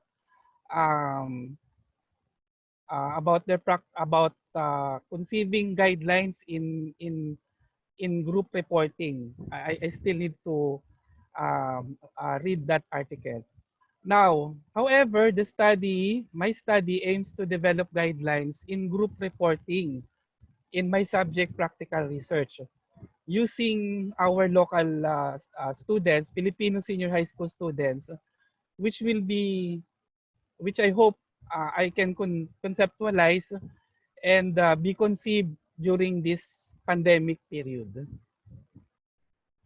Okay, so I think that's all. I still need to work on other themes like elements in grouping,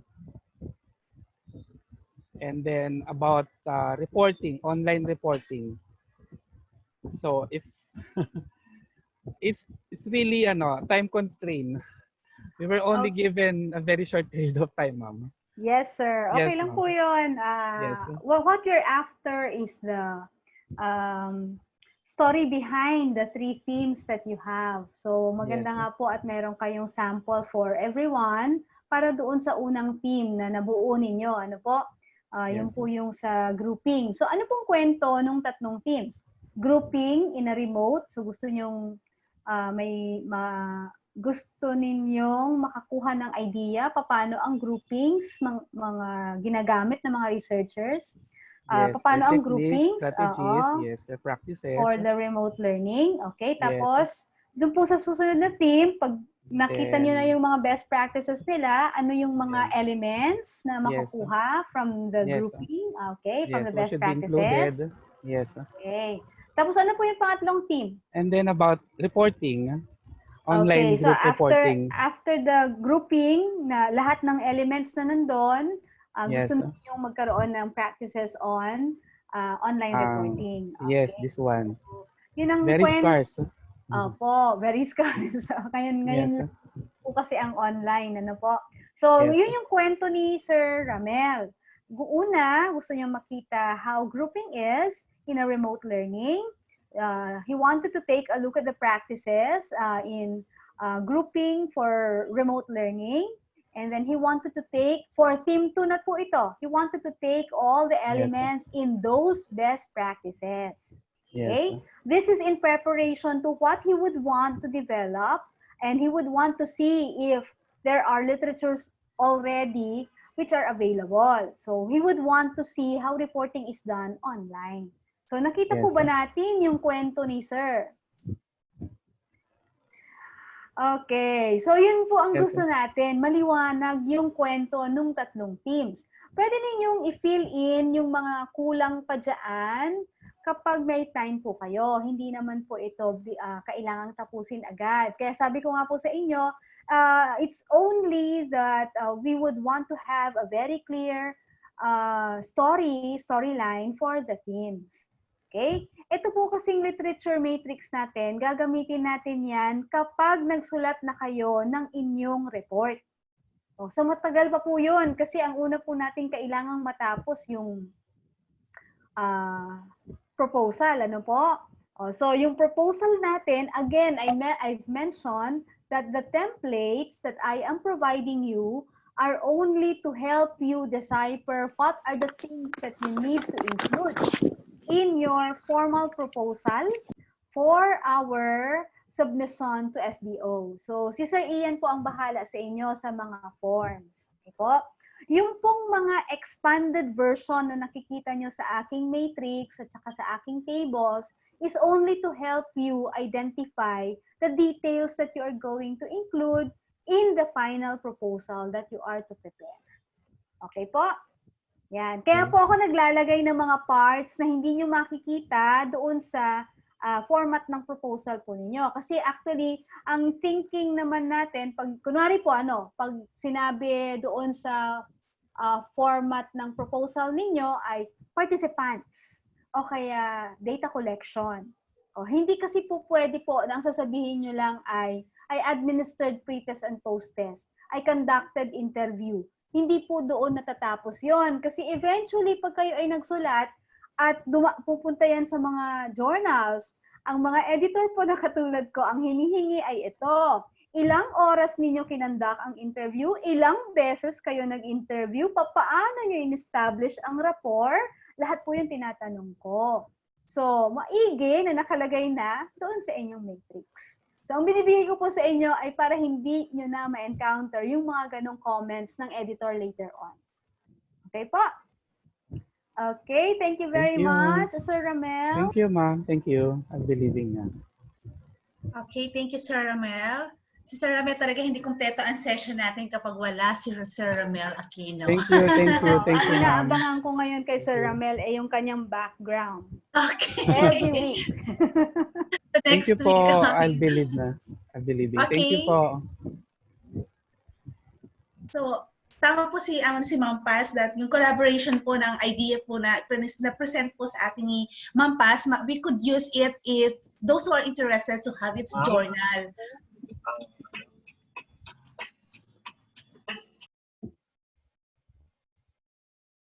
Okay, so lahat po na may interest na gumawa ng journal and also for those who are birth grantee. So meron po tayo dito mga birth grantee, they could apply this expanded version from our speaker. However, we still stick with the format kapag sa division office ang gagamitin natin. So meron nandun pa rin po yung template natin na we have the title, the proponent, then the rationale of your action research. Actually, na-apply nga po doon yung pre-set last time sa atin na ating speaker that we have that global, the tutorial, and then the observation. So, maganda pong bagay po yung collaboration ng ating speaker and then the same time yung template po na ginagamit natin sa division office for expanded version ni Ma, we could use this in our journals or for those who are birth grantee. So, Sir Lon, nandyan po kayo? Yes, ma'am. Tama po kayo, ma'am. Kaya ito po ay binibigyan po tayo talaga ng step by step. Lalo na po ang karamihan po sa atin ay nagsisimula po na gumawa ng kanilang action research. So magandang avenue po ito para po sa atin na magbigyan po tayo ng mga tips po and strategies. So, i-reiterate ko lang, ma'am Sharon, tama yung kanina sinabi niyo po na meron po tayong template po no, ng action research ng division. Yung binibigay po ni Ma'am Paz po sa atin ay mga tips po talaga. Kapag pinagsama-sama po natin itong mga ito ay mabubuo po natin at malalagyan po natin yung nasa template ng division office. Yes, sir. For some reasons kasi, sir, na gumawa sa atin sa division office, sinubmit natin sa division office and then we're done with it and we have to mag-explore tayo for another level which is the birth grant. If you are a birth grant, ang ganda po ng mga present ni ma'am. Talaga po hindi na po tayo mahihirapan pa. So, marami na din siguro ang mag-join sa ating birth. Ayan, sana po. At marami po ang mag-join sa Division of Quezon City po para sa ating NCR level. Yes. Ayan, fruitful day from Ma'am Zenny. Thank you, ma'am. Ma'am Sharon, yung meron na kaya tayo sa ating pong mag-present doon sa ating current task po na binibigay ni ma'am kanina? So, task 1 which is let's analyze the meaning of data. So the objective, the data collection, generated data, who among our participants who want to present their output.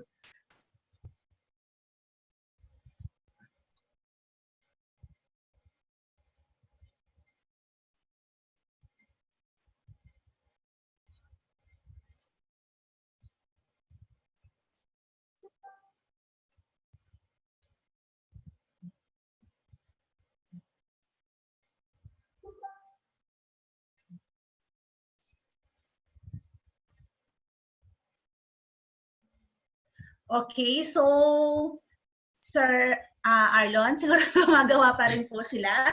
So maybe we could continue to our speaker.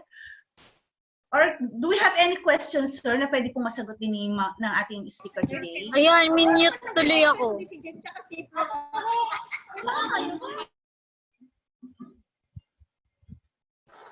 Pwede po magtanong nga regarding the task again.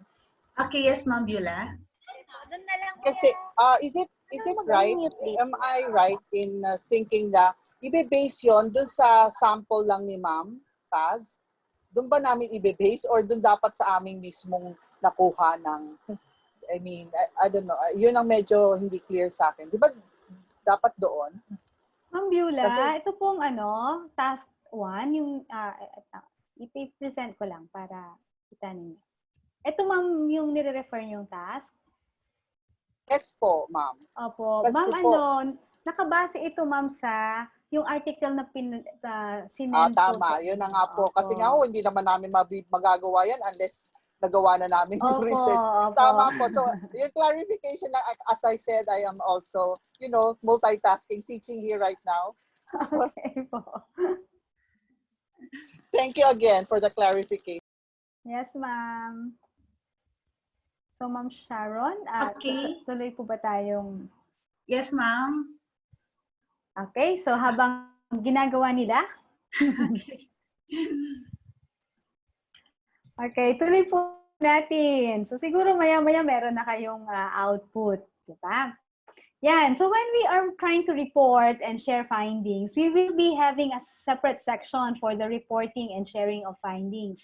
But as a prelude to that session, when we do the reporting and sharing of the findings, it's important to draw proper conclusions from the patterns and the themes that we have. And then we have to formulate also our recommendations based on the conclusion. Of course, we need to identify the reference list. Importante po yun.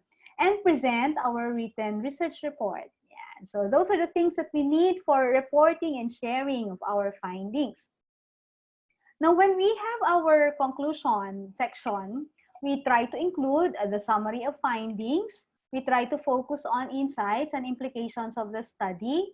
And then we do not go beyond what we have discussed or what we have researched. So kung ang research ninyo ay katulad nung kay Ma'am Beulah, all about self-efficacy and academic performance, baka hindi po natin kailangan munang i-identify ang mga kunwari katulad ng parent intervention kasi hindi po siya kasama doon sa ating study. Okay? So, nakalimit po tayo doon sa in-identify natin context. Study limitations are supposedly identified also, and and you have to mention how they are supposedly addressed in future research. Paano ba mag-identify ng limitations of the study? Kadalasan po, binabalikan natin ang method na ginamit natin. For example, ang ginamit niyong method ay interview, at ang in-interview niyo lang ay isa. Okay? Baka pwedeng, kung isa lang kasi, isang perspective lang ang makikita natin. So, baka pwedeng dalawa or tatlo. So, yun ang ating magiging recommendation. Ang ating limitation, we only had one interview, one participant. For our recommendation, probably an increase in the number of perspectives or source of perspectives may be applicable. Okay? And then future research direction. Ano ang nakikita niyong future ng inyong research? Parang kunwari, kay Ma'am Beulah, paggamit ng games. So anong nakikita niya later on doon sa paggamit ng games? Sa ngayon siguro ang games na gagamitin ni Ma'am ay involving physical activities. Baka later on involving online systems like Kahoot, etc. Okay? Baka ganon ang future ng research ni Ma'am Beulah. Yan. So you have to also include future research direction. So I find this way of presenting the conclusions and recommendations section as very effective.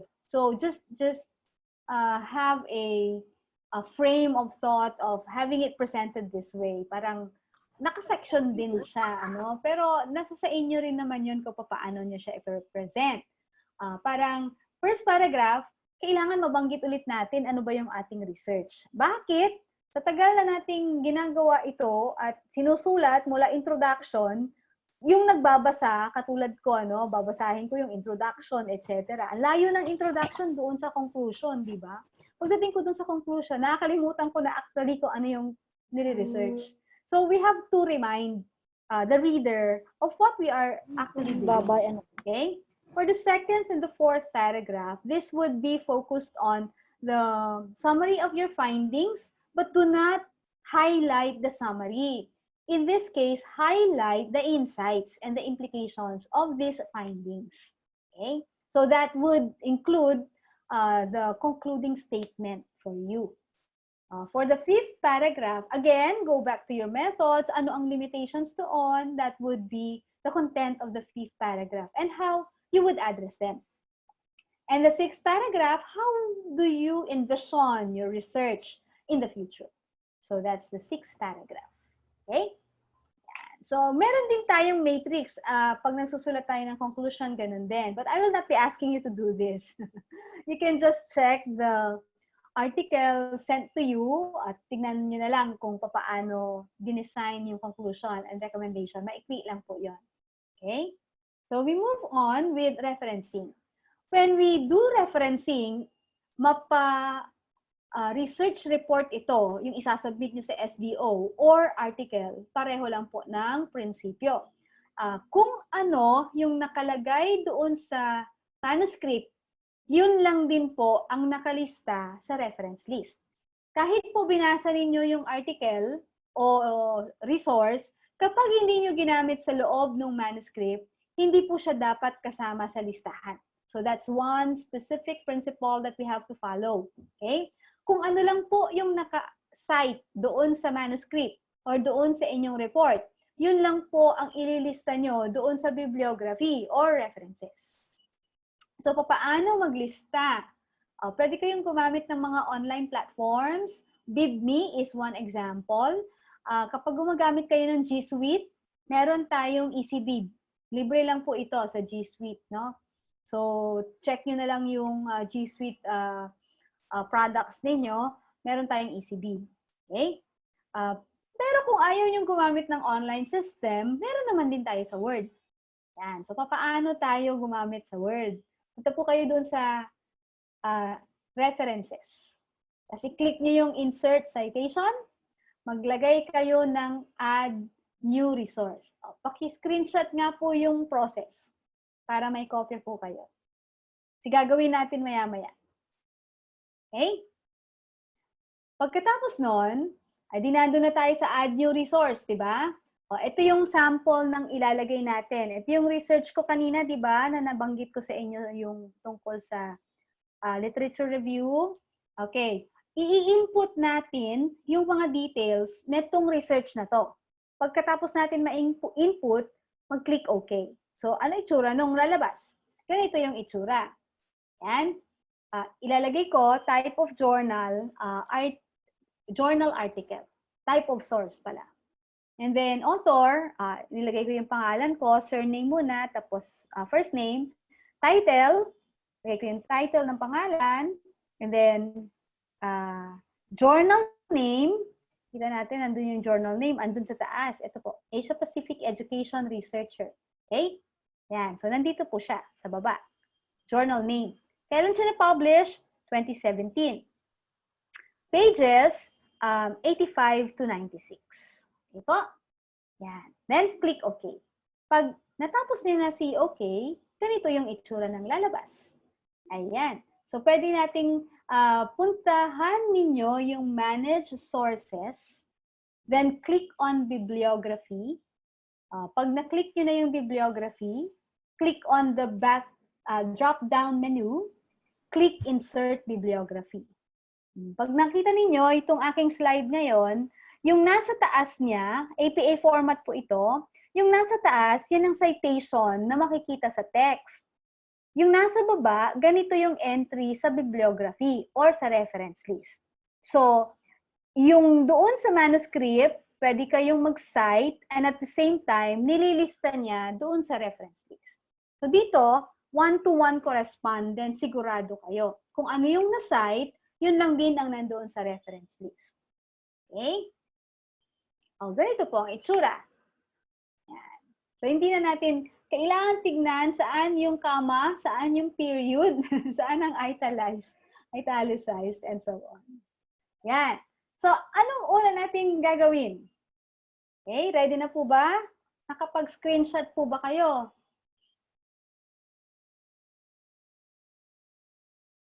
Nung pagkakasunod-sunod ng gagawin.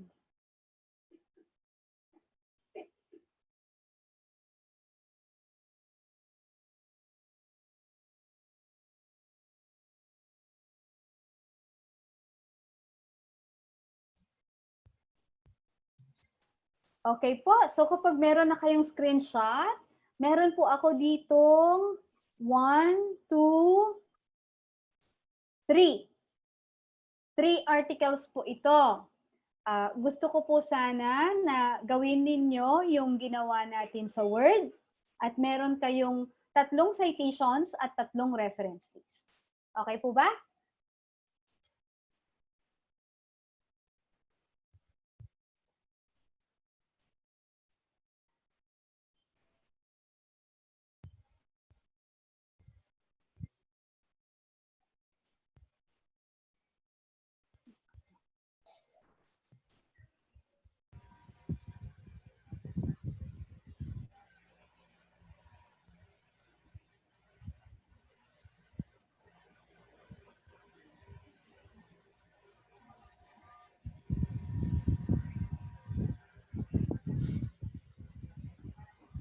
Doc Paz, nagre-request po na ibalik po doon ma'am sa step po ulit. Step ulit. Okay po. Yes po. Aha. Pa-screenshot po ha. Ayan. Ito po yung unang step. Okay. And then, ito po yung next. Actually, katumbas lang po ito ng una. Only that I am giving a sample. Pag na-click nyo yung okay, ang lalabas dyan ay ganito. Input nyo ngayon yung mga detalye. Yan. And then follow this next step. Pa-screenshot po ha. Okay? And then, ganito na yung itsura. So, gusto ko sanang may mag-present sa atin at mag-share ng slide niya na ganito yung 3. Na hindi po tinype ha. Okay po. Balik ko na po doon sa gagawin. 3 po iyon. Ayan.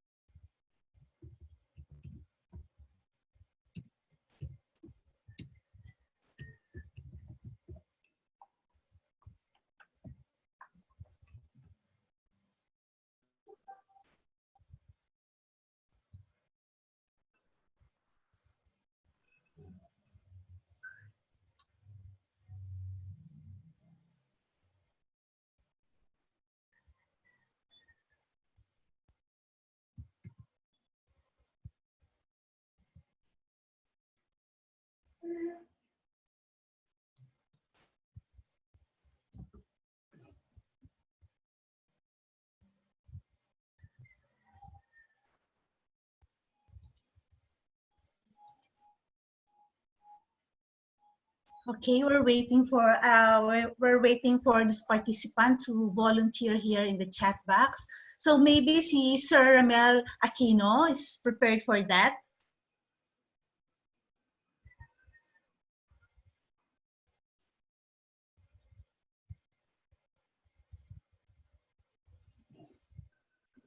Stop sharing po ako. Okay. Ayan.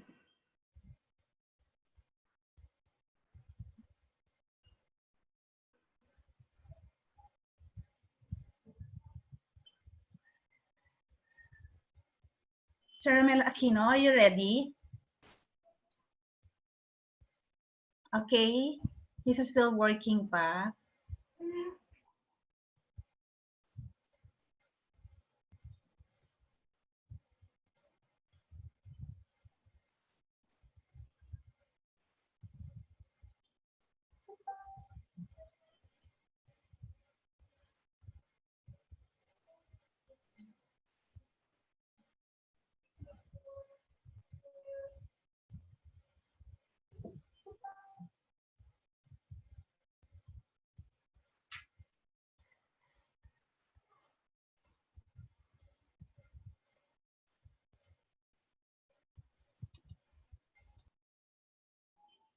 Ma'am Sharon? Yes, ma'am. Oo, meron yatang tanong si Ma'am Loreto. Okay.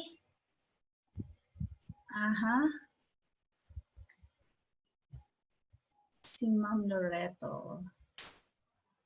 Okay, from Ma'am Loreto Domingo. Is related literature required in action research?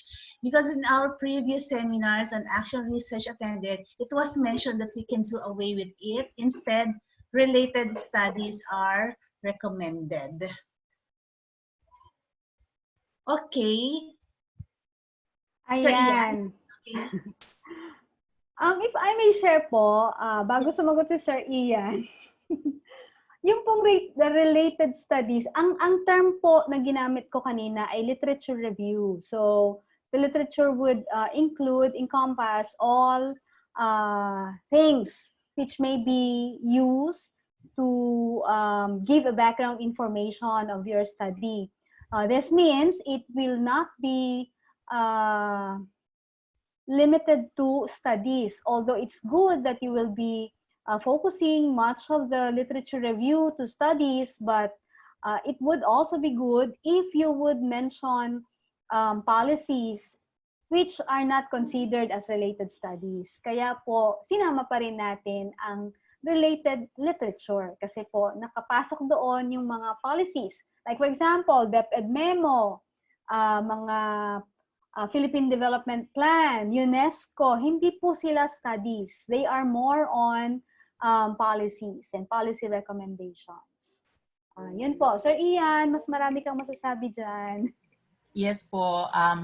With regard po sa question ni Sir Loreto Domingo, yes po, kailangan pa din naman, pero depende nga po sa inyong research. Now, for action research, usually wala tayong separate na part as per DepEd order, wala tayong separate part ng review of related literature kapag ang inyong research ay action research.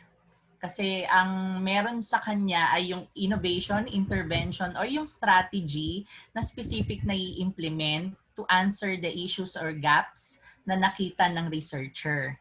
Pero for the part of the context and rationale, usually nag-i-include pa rin tayo ng literature or related studies. Specifically, para ma-provide natin ng background, bakit yun yung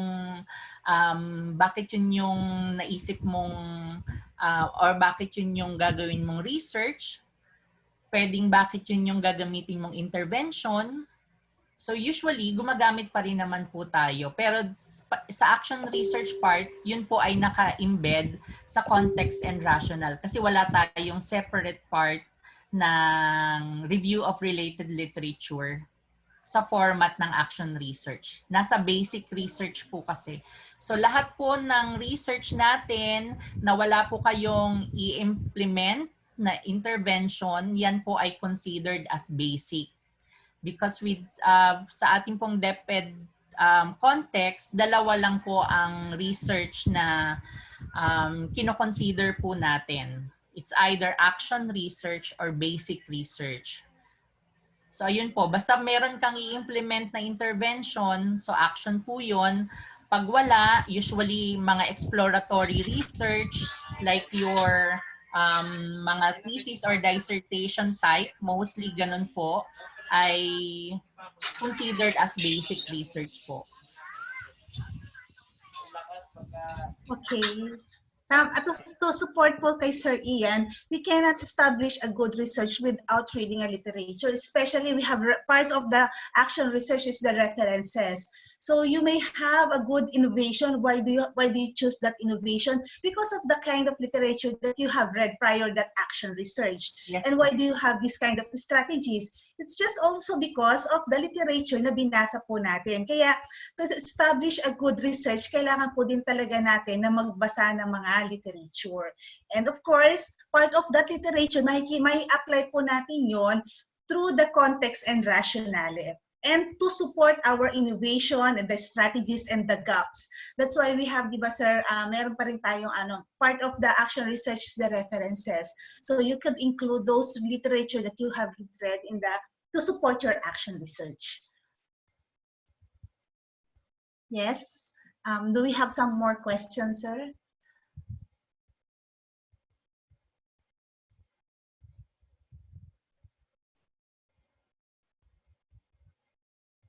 Okay.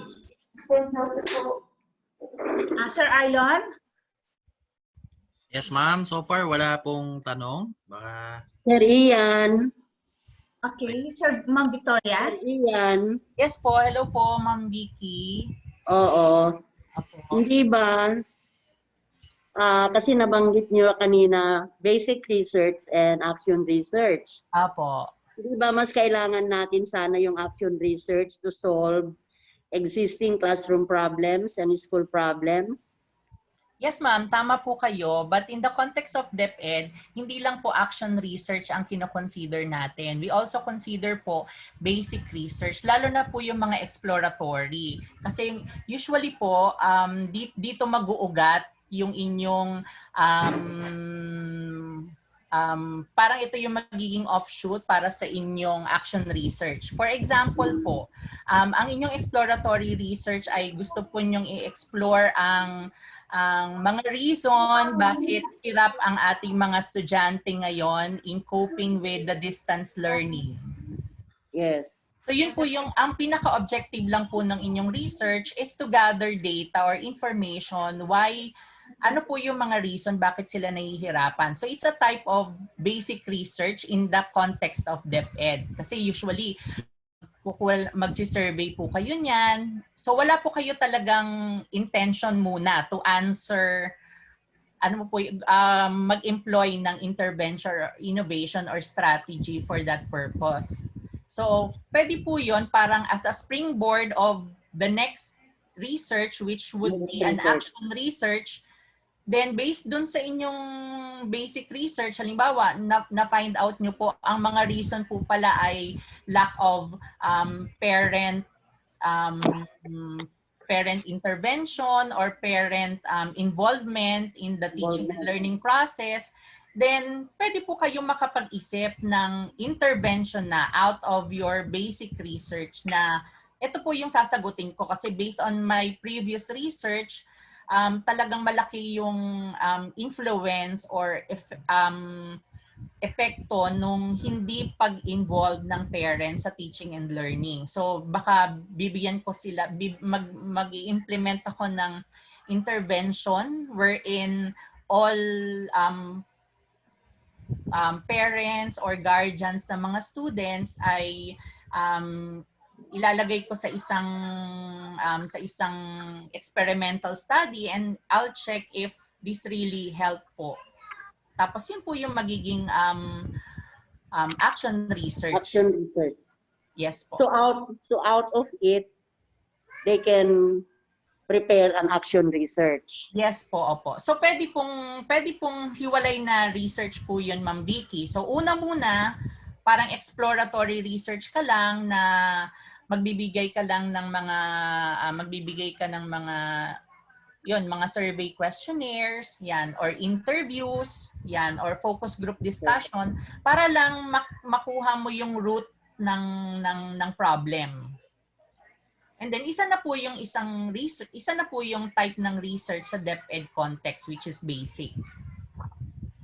Meron din po tayo mga type yung mga, kung mapapansin nyo po sa mga thesis ninyo, yung may mga something basis for an action plan. Doon actually, sa recommendation. pagka ganong research po, wala ka pong in-implement. What you did po is you gathered as much information as you can dun po sa mga respondents ninyo para makapag-come up kayo ng ipopropose nyo pa lang na action plan. So doon yun sa recommendation, ano? Yes po, opo. And then if you want to do it on the next level, then it would be an action research. Kasi po, ang gagawin mo na, i-implement mo na po yung iyong action plan. If there will be an effect or... Yes, opo. So, Sir Ian, we have one approved action research proposal ni Marisol. Yes, ma'am. Opo. Okay. Yes, ma'am. Na-approve ko po. Thank you po. Okay. Hi, Sir Ian. Good morning. Good morning, Ma'am Angie. Yes, sir. So, the question, sir. So, parang basically, para ino-organize ko yung thought. Parang, which is basic research is mas mahirap. Parang it's a thesis type. Ano pa, parang on the name itself, parang mas madali si action research, but it's not. So, si basic research, kasi it will be full of establishing, like, although policy is not included po for the literature, diba, na as mentioned po ni Ma'am Paz kanina. So it's more of establishing yung mga theory sa basic research. And then after that, we will be having this type of yung result po ng inquiries ng pag-explore natin, establish, yun po yung mga action plan, like, or implementation plan. Then, yung po yung mag-transpose or parang magta-transcend into an action research. Is that yes, right po ba po. yung pagkaka-frame ng understanding ko? Opo, tama po, Ma'am Angie. Kasi minsan po tayo pag may mga research po tayo na minsan parang lalo na pag action research, kasi yun po ang pinaka-common sa atin sa DepEd, minsan wala silang basis on bakit yun yung gusto mong i-implement na intervention or innovation or strategy. Opo. So, parang, so mas maganda kung para mas mabigyan ng mas mabigyan diin kung bakit ito talaga yung gusto mo dahil nanggaling na to sa previous research, which is a basic research. And then second level of research mo po ay yung pag-i-implement na, which is considered as an action research po. Okay po. Follow up, sir. Like for example po yung mga policies, so saan po siya magbibilong? So pag sa basic research, hindi siya magbibilong sa literature. So saan mo siya i-establish in the whole process of writing? Pareho po siya, ma'am, na kino-consider po namin. For example po, sa basic research, meron na ba tayong mga policies in DepEd? For example, like on self-efficacy, meron ba tayo niyan sarili on the DepEd context? Kung wala, then it's okay. Hindi po kailangan ng policy specific to that. Kung meron naman po, for example naman po, usually common to sa action research na pwede tayong maglagay ng policy. For example, ang inyong intervention is a remediation program or a reading program, reading intervention program, which is different from the usual reading intervention program ng ating DepEd. So pwede nyo pong i-quote or pwede nyo pong ilagay doon sa inyong rationale na itong inilalagay kong, itong pinopropose kong bagong intervention innovation na remediation program is parang naka-anchor ako sa isang DepEd order. Para meron kang basis, no? Yes. Oo. And then you can also add other studies, previous studies which was implemented by other researchers na nag-conduct din ng similar remediation program which was ang result naman ay positive, then pwede nyo rin po yung i-cite sa inyong paper. Yes, okay. So most likely, it's not correct, for example, if we're going to establish an implementation plan or action plan, most likely hindi tama na we call it, or you have to have an action research muna for that. It's like you have to have basic research. Yes, yes. Ng literatures and then mga policies. Yes po. Pwedeng literatures, pwedeng policy, pwede rin po yung mga theories na meron tayo in the field of education, which is applicable po sa atin. Opo. May tanong din po dito na sige po, may add si Ma'am. Ma'am Angie, if I may share, you would the file that I shared is already a published paper. So you would notice wala siyang specific na naka-label na literature review. But in the way we rationalize the purpose of this action research, we embed the literature. So eto po, makikita ninyo ang dami niyang literature. Kailangan ba ng mga policies? Meron po tayong naka-identify by the National Research Council. Meron pong nanditong, saan pa ba? Ayan, National Council of Teachers of Mathematics.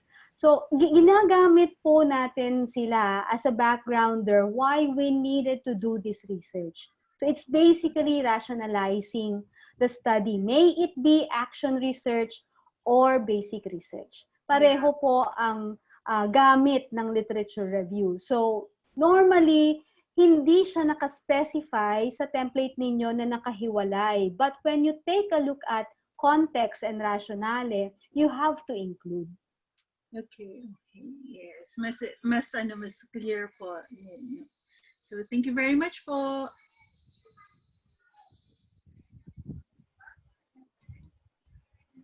Okay. Thank you, Sir, Ma'am Angie and Sir Ian. So since Ma'am, we don't have yet a volunteer, siguro assignment pwede daw po bang i-request so we can present it the next meeting. Sige po. So, i-clear ko lang po, ang ipipresent po natin next meeting, yung sample po natin for task 4. Meron din pong sample for task, ano po yun? Yung isa, task 1 for the analysis Yes, of the data. Ayan. Is it the references po? Yes, Sir Joseph. Do you want to present para po hindi na siya assignment? Ayun. Ma'am Sharon, si Sir Joseph. Meron tayo recruit. Dito. Okay, thank you, Sir Joseph Adan. So, you may share your output, sir, now. Share ko lang po, encoded na po, ma'am, sa under citation. So, let's go sa bibliography. So, I'll just choose either references or bibliography. Ito po. Ayan. So, oo, para madali ang ating mga trabaho po. Okay. So, okay po ba ang exercise ninyo? Doon po sa mga iba. Thank you, Sir Joseph. Welcome po. Okay. Thank you rin Po po. sa mga iba, try po ninyo para at least mas madali papaano pong mag-reference. So, ang experience ko po kasi kapag gumagawa na tayo ng padulo na yung ating pagsusulat ng ating research report, nandun na tayo sa reference listing, doon po nagkakaproblema at tayo tumatagal. Ano po? Yan. Okay, so yes, got it. Okay. Ayan. So try po natin ito. So hindi na natin ito i-present, Ma'am Sharon, ano? Okay, yes, ma'am. Next week. Okay. So dalawa lang po, task 4 and task 1 for the analyzing the data. Or baka may magpe-present pang hahabol dyan. Meron pa po ba? 5, 4, 3. Parang wala na. Parang wala na. Okay. Okay. Okay, assignment talaga, ma'am. Assignment talaga Ayan. siya. Ayan. So, syempre, kadalasang hinihingi ko kay Ma'am Sharon. Heto po, ma'am. Si Sir Albert. Okay, Sir Albert.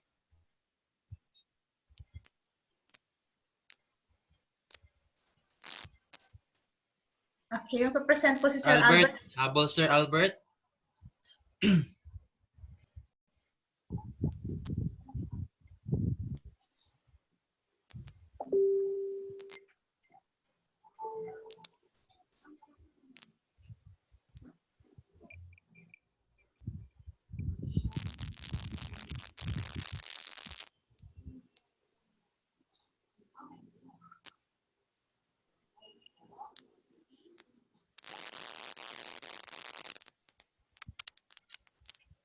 So habang nagpe-present si Sir Albert,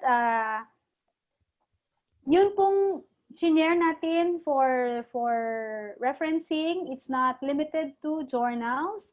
Pwede kayong pumili ng books, ng technical reports, at iba-iba pang sources. Nandun lang po yun. Check nyo lang kung, kiklik nyo lang kung alin ang kailangan.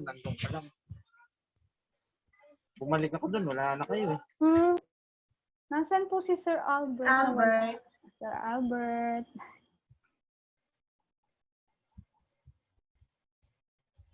Ayan na si Sir Albert. Kasama ka doon. Ayan. Okay. Ayan. So, I hope that this technique will make writing your papers a little easier than before. Okay. And it would probably give you more time to take a look at how to analyze the data. Hindi kayo nababurden nung maraming ililista na references. Okay. Thank you very much, Sir Albert.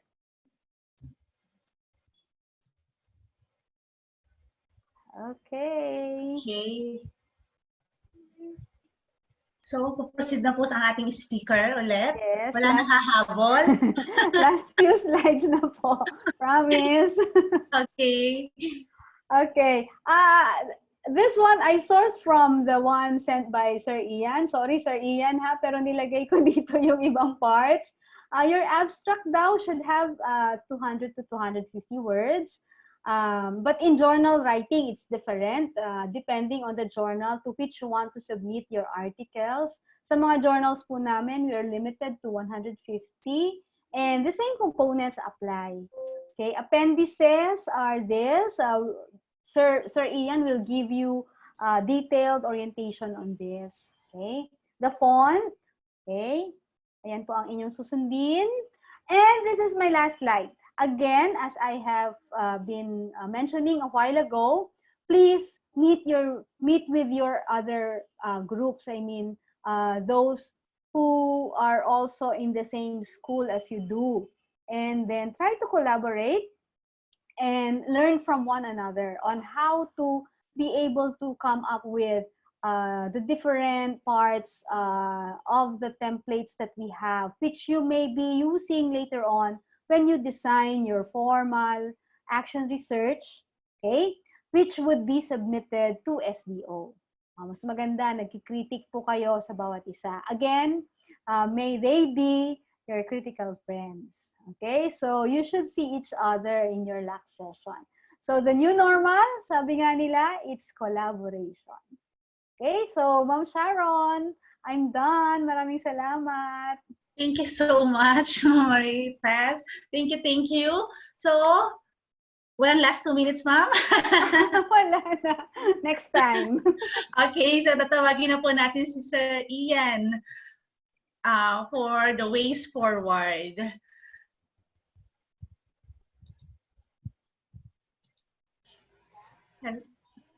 Good morning, everyone.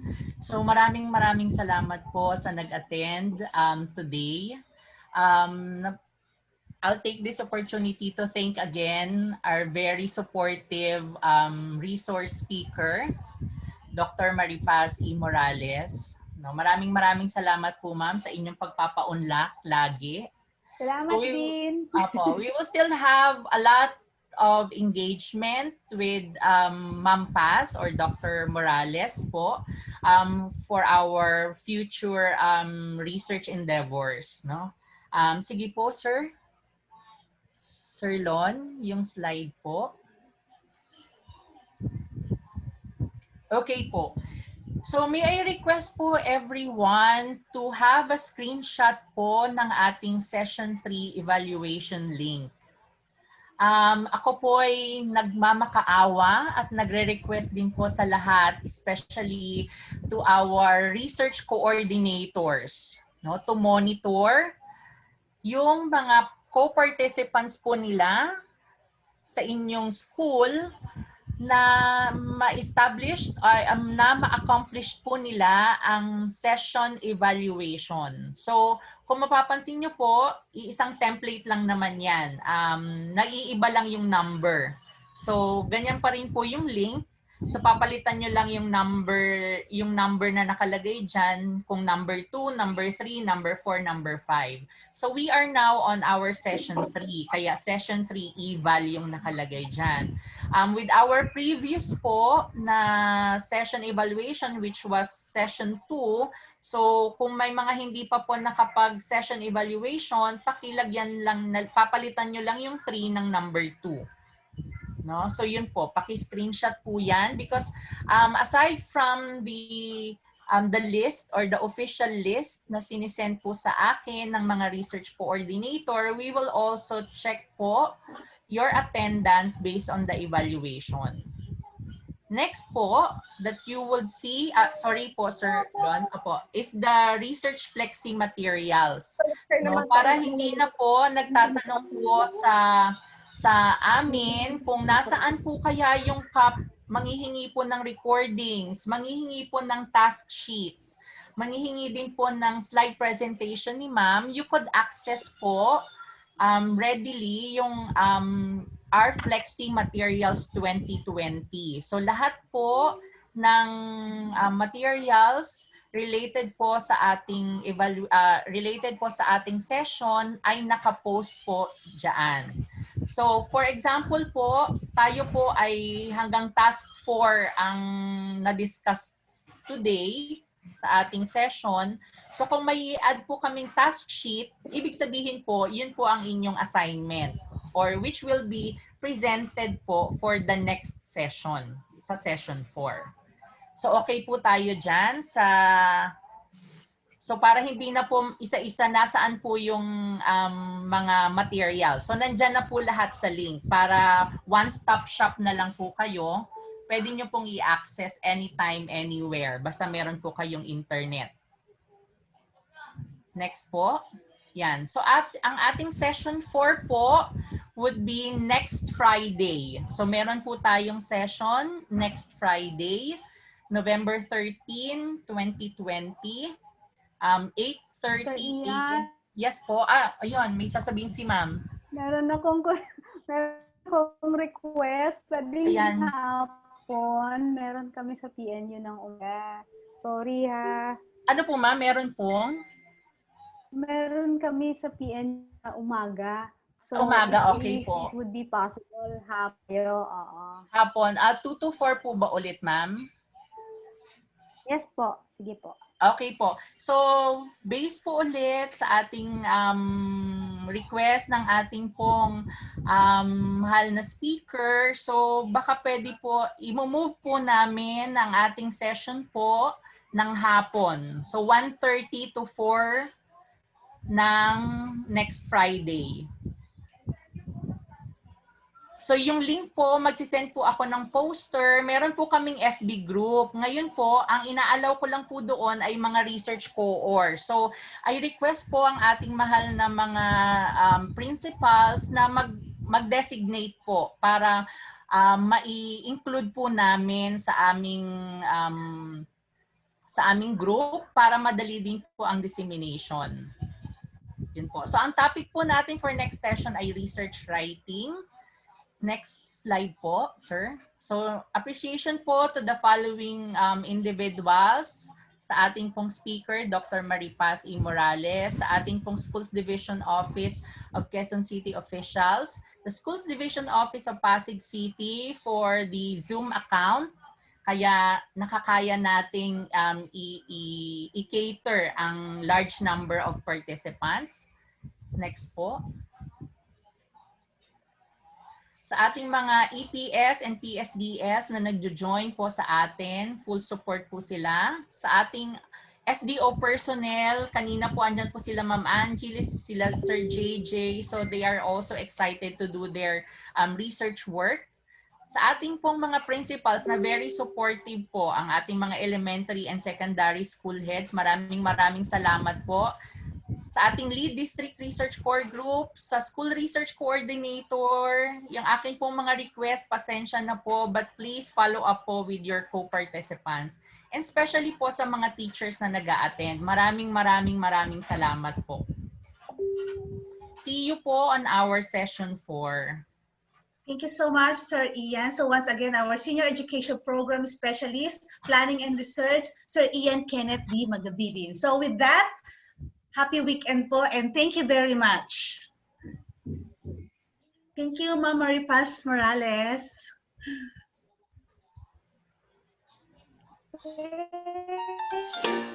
Thank you very much.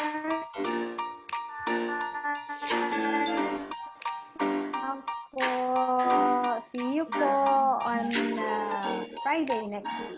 Bye-bye po.